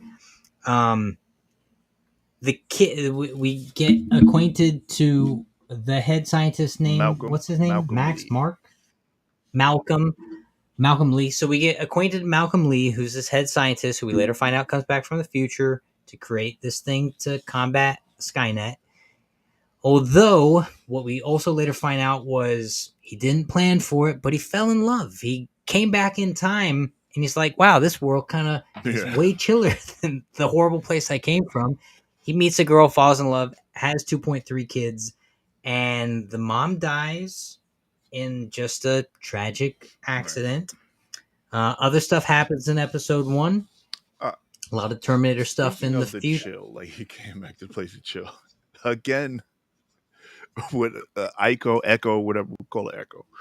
When she was with the daughter and they were escaping, and she was literally because you saw the father going through, and he was like what? By the time he was like 10, he was running the resistance or something like that, some degree or like Yeah. a portion of it. When she was talking to the daughter and they were escaping, she was like, "Make a Molotov cocktail." I was just like, "Bro, this chick is like 10. She doesn't know how to make a Molotov cocktail." And then she was like, "Light it," and she lit it. She threw the thing, and she was like, "Make another one." I was like, "Why is she talking to her like that?" And I'm like, "Oh, wait a second," because at this age, she should know how to make an IED in her timeline. I'm like, okay, it makes sense. Yeah. Yeah, that's true.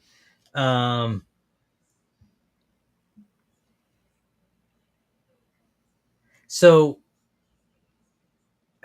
Yeah, this content. yeah, it was.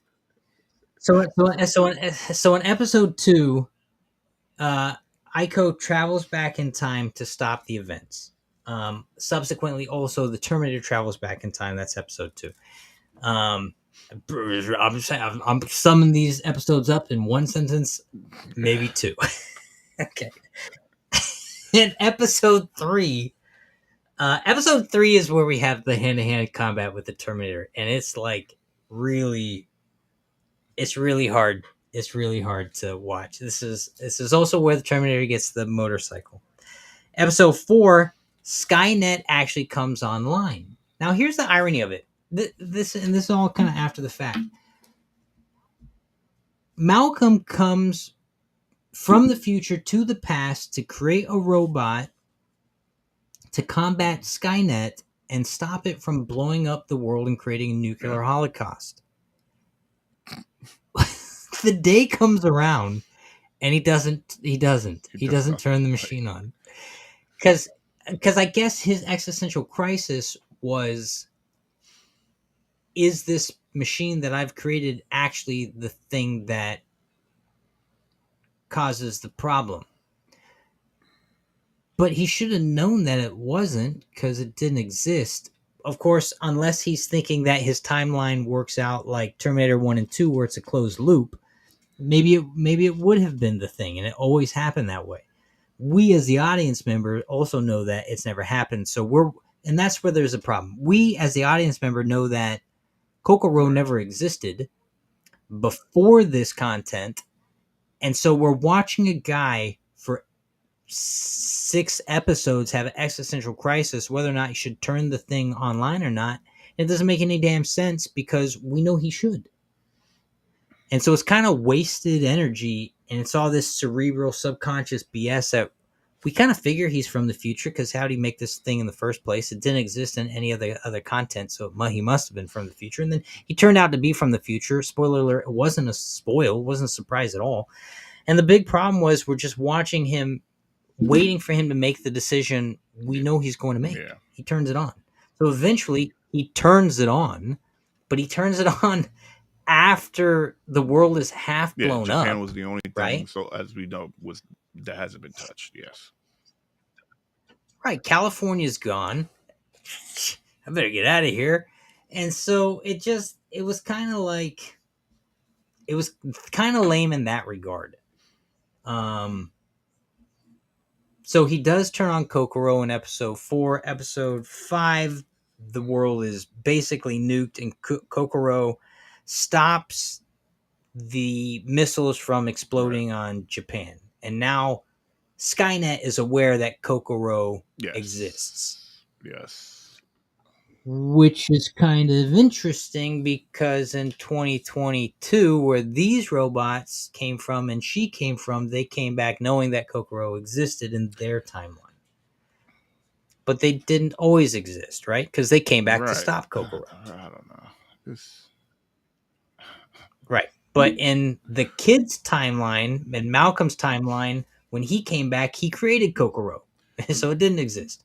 Now, here again, this is the only Terminator content that justifies the messiness of all the Terminator timelines, because they're saying instead of time working like this, it works like a zigzag. And yes, you're moving on the timeline, but the timeline's also moving itself. So they can kind of get away with it, and they justify all the other content, which actually kind of helps all of the content in a whole, but it also doesn't really make too much sense as you're watching it right now. So episode 6. Episode 6 is about the time travel paradox. This is where we get this soothsayer lady who is she? Is this Sarah Connor in future? She is what? The Oracle? Not the Oracle. I don't want to go. Yeah, but what timeline is she She's from? from that timeline. She's from No, there's no way. So we have this soothsayer type lady that is telling our Aiko, the prophet, right? She explains time travel to our protagonist, subsequently explaining time travel to us audience members. So she must be displaced in time to understand how time works, Rich. She's not from this timeline. She must have been from a future that went to the past that is now in the current. I don't know, man. Reasons? I mean, maybe she's just in tune with the world, unlike everyone else. Maybe she's been popping too much psychedelics, or maybe she pops just enough psychedelics to be like, hey, listen. I kept waiting for them to explain how Sarah Connor got to Japan. Wait, Sarah Connor was in Japan? Who was the Oracle? The prophet lady. I kept going, this must be Sarah Connor. Who else would it be? Who else has this much knowledge on this subject? Nobody. Yeah. I mean, Sarah Connor really doesn't have that much knowledge on time travel either. She just knows that. But who else is who's going to be that old in Uh, 2022? I have no idea. I couldn't tell you. Someone, maybe Well, a how old professor is? that was like working on time travel. I would have taken that. A scientist of some sort. But she looked like she's like 60 or 70, so this would be correct age. Bro, I don't know. They just didn't. They didn't. I don't know. They broke it. They broke the thing. They didn't commit to it. But if there's, I can't think of another possible female character in any of the Terminator uh, content that would have the information that this older female character has in this. So if she's not Sarah Connor, somehow, the only question is how does she get from America to Japan and why did she do it? And who cares at the end of the Yeah. day? Who cares? The fact is that she did it. Then Jack, I can't stop laughing at how bad your camera is out of sync. I'm like an old film Oh. with bad dubbing.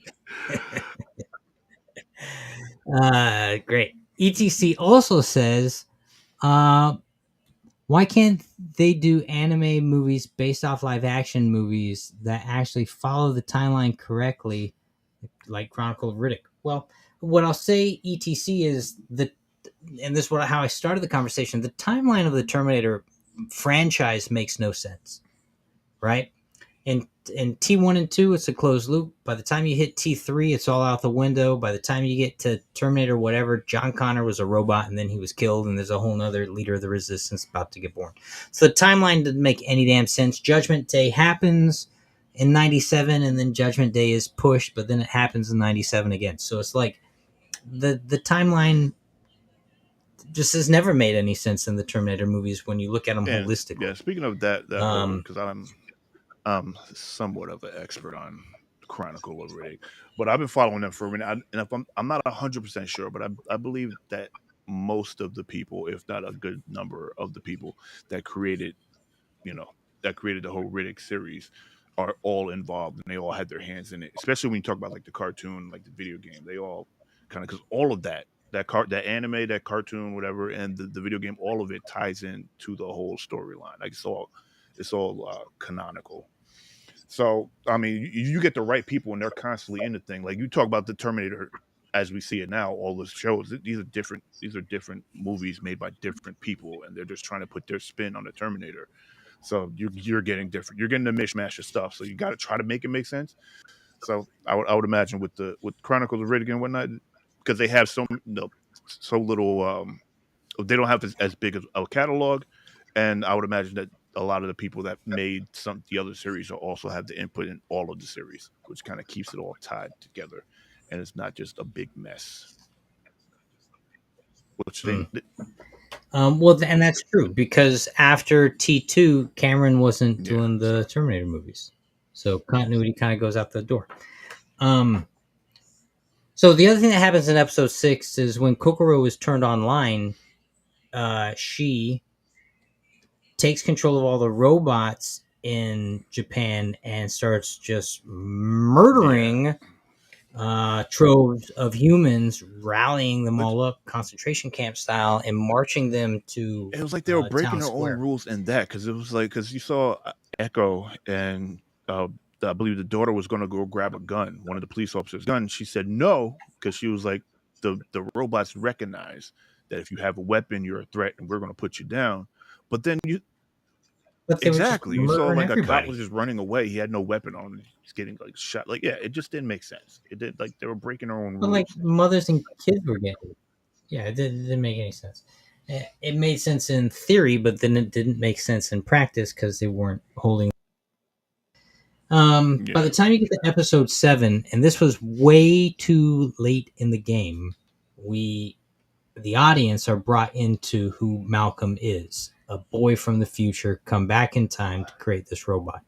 And it's way, way too late to get Yeah. that in episode 7 because it just kind of pigeonholes the content, waiting for the content to catch up to what the audience pretty much already knows is waiting to happen.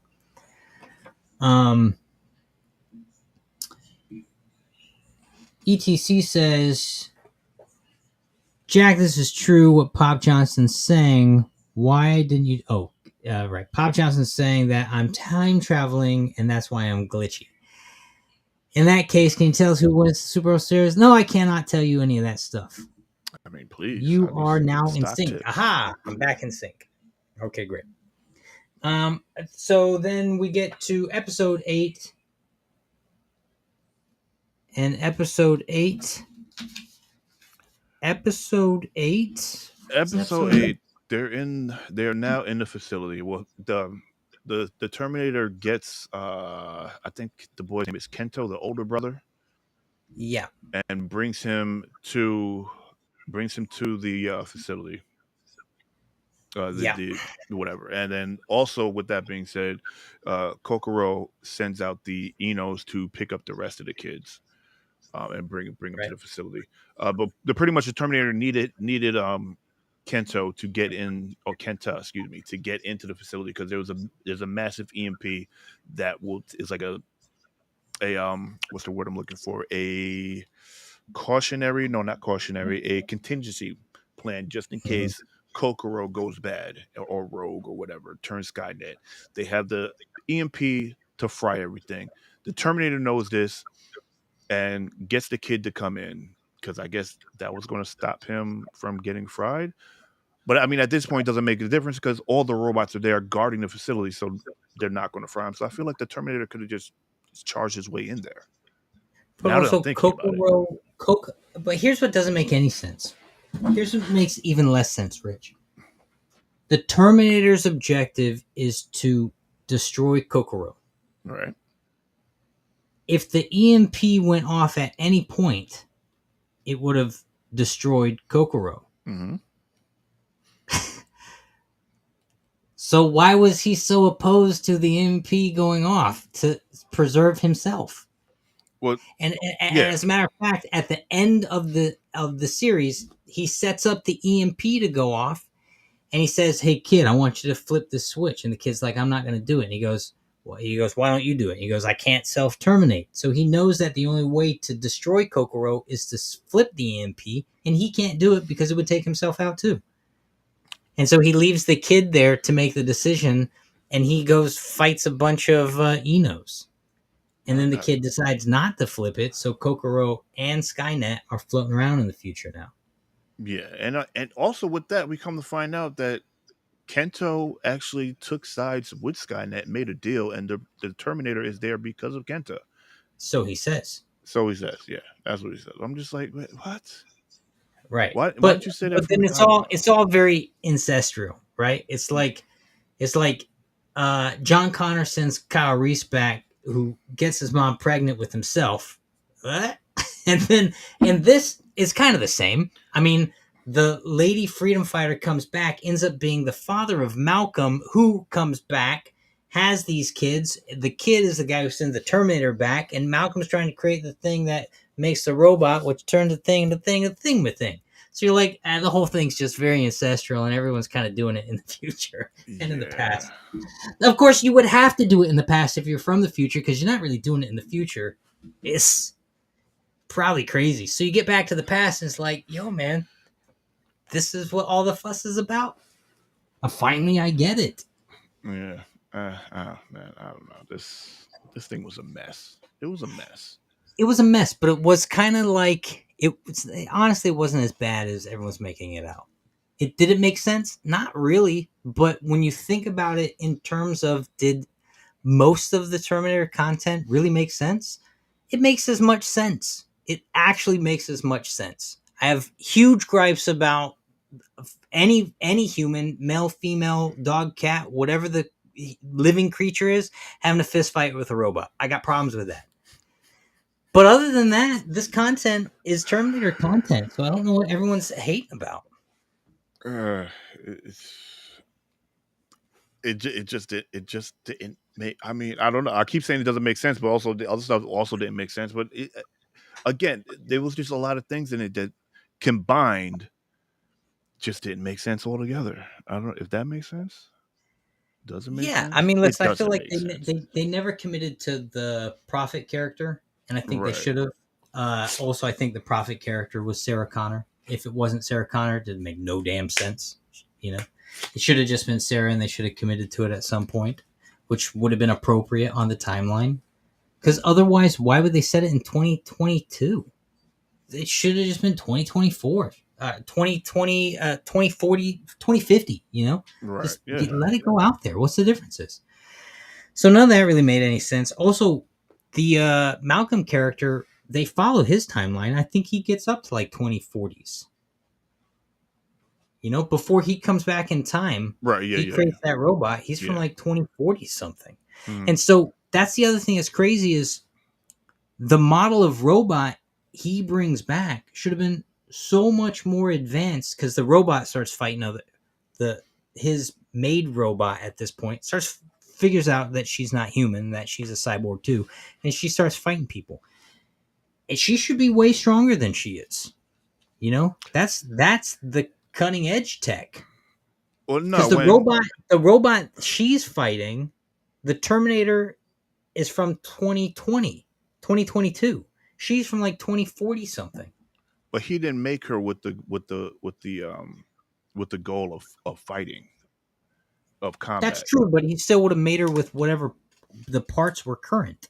Yeah, but I feel like it seemed like because he was making her in secret, so I feel like he was just making her out of like spare parts that he can find. Those spare parts probably still would have been. Yeah, I mean, yes, you're right, but it's still she wouldn't have been stronger or comparable to whatever the thing was made out of. I'm not disagreeing now because like you could like so for example building a car, you could build a car off of spare parts you found around.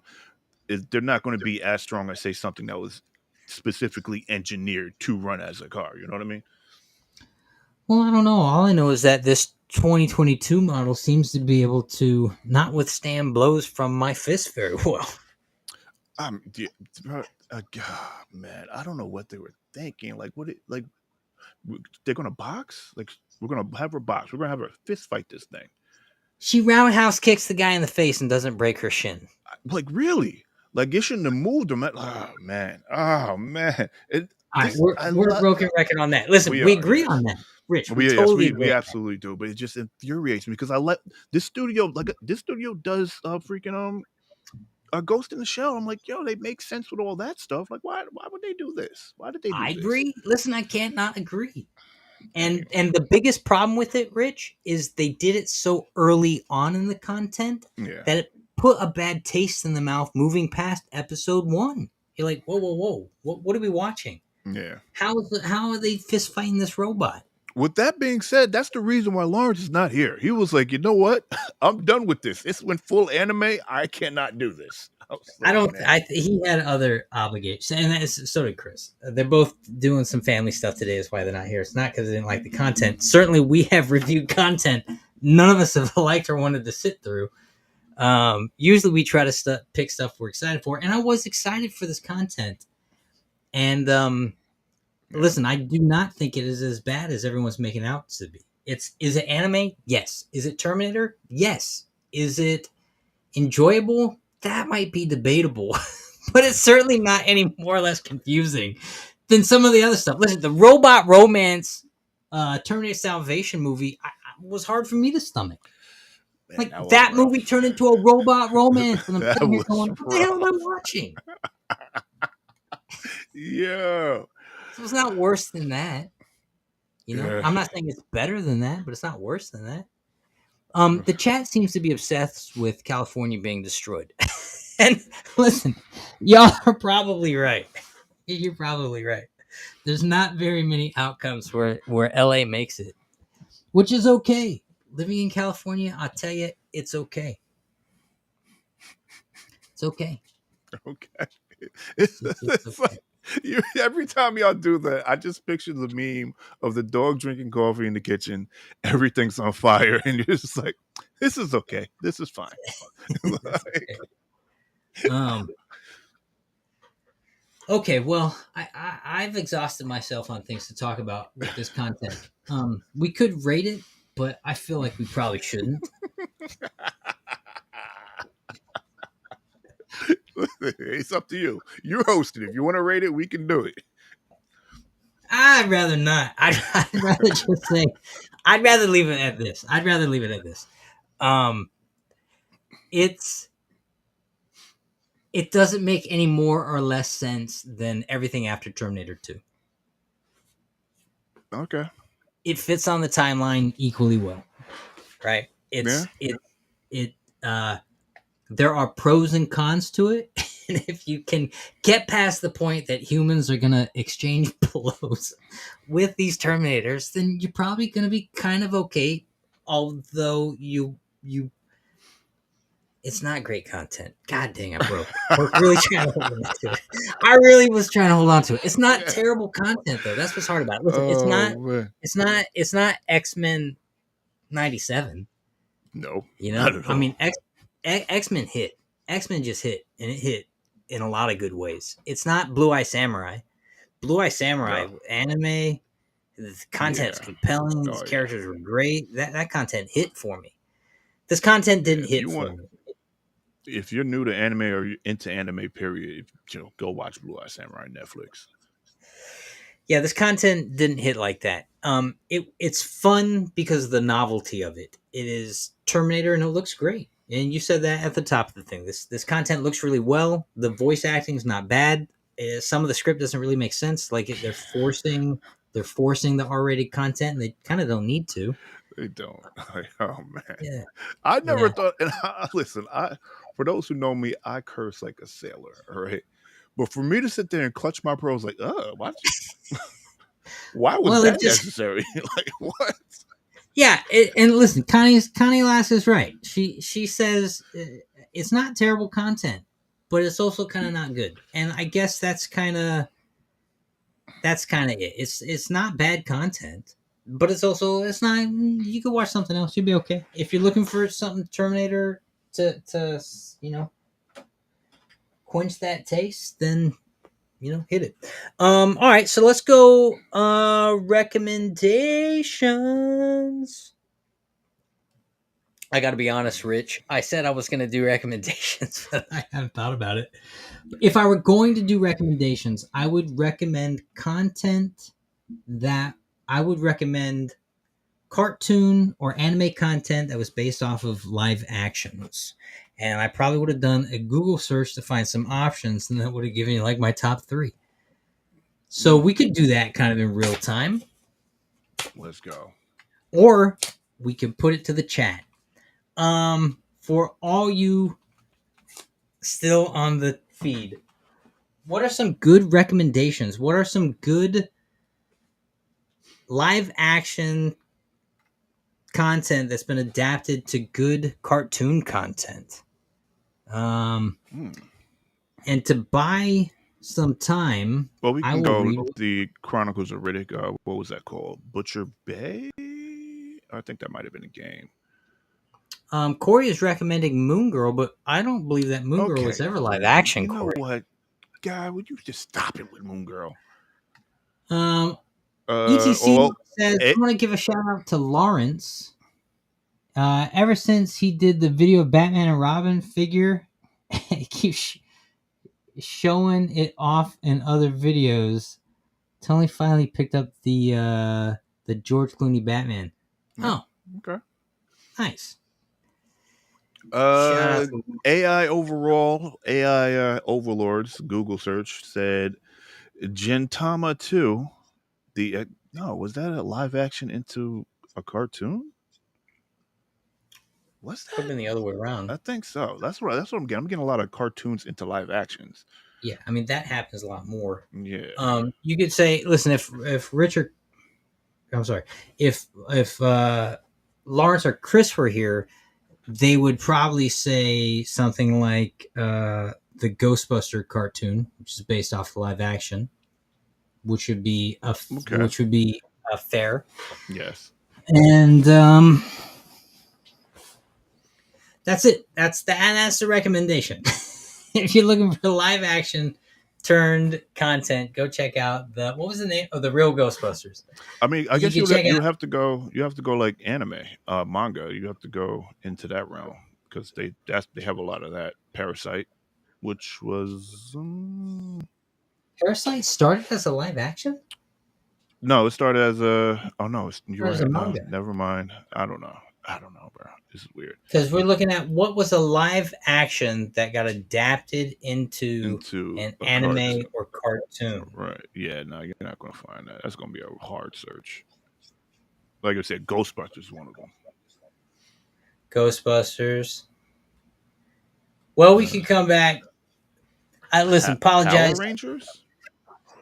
There, Power Rangers got a cartoon out there somewhere, right? Power Rangers. Yeah, Power Rangers. I think did start as live action. They got all kinds of content now. Comic book, all that stuff. Corey's talking about Lawrence fingering Robin's diaper, which is nice. That's nice. And yes, ETC wraps it up for us. Thanks for the save. Thank you guys. All right. And that's our show, ladies and gentlemen. Thanks for checking it out. As always, if you like this stuff, like, comment, subscribe, tell a friend about it. Helps with the algorithms. And Algo. aside from that, we'll be back. Same bad time. Same bad channel. There it is. Peace.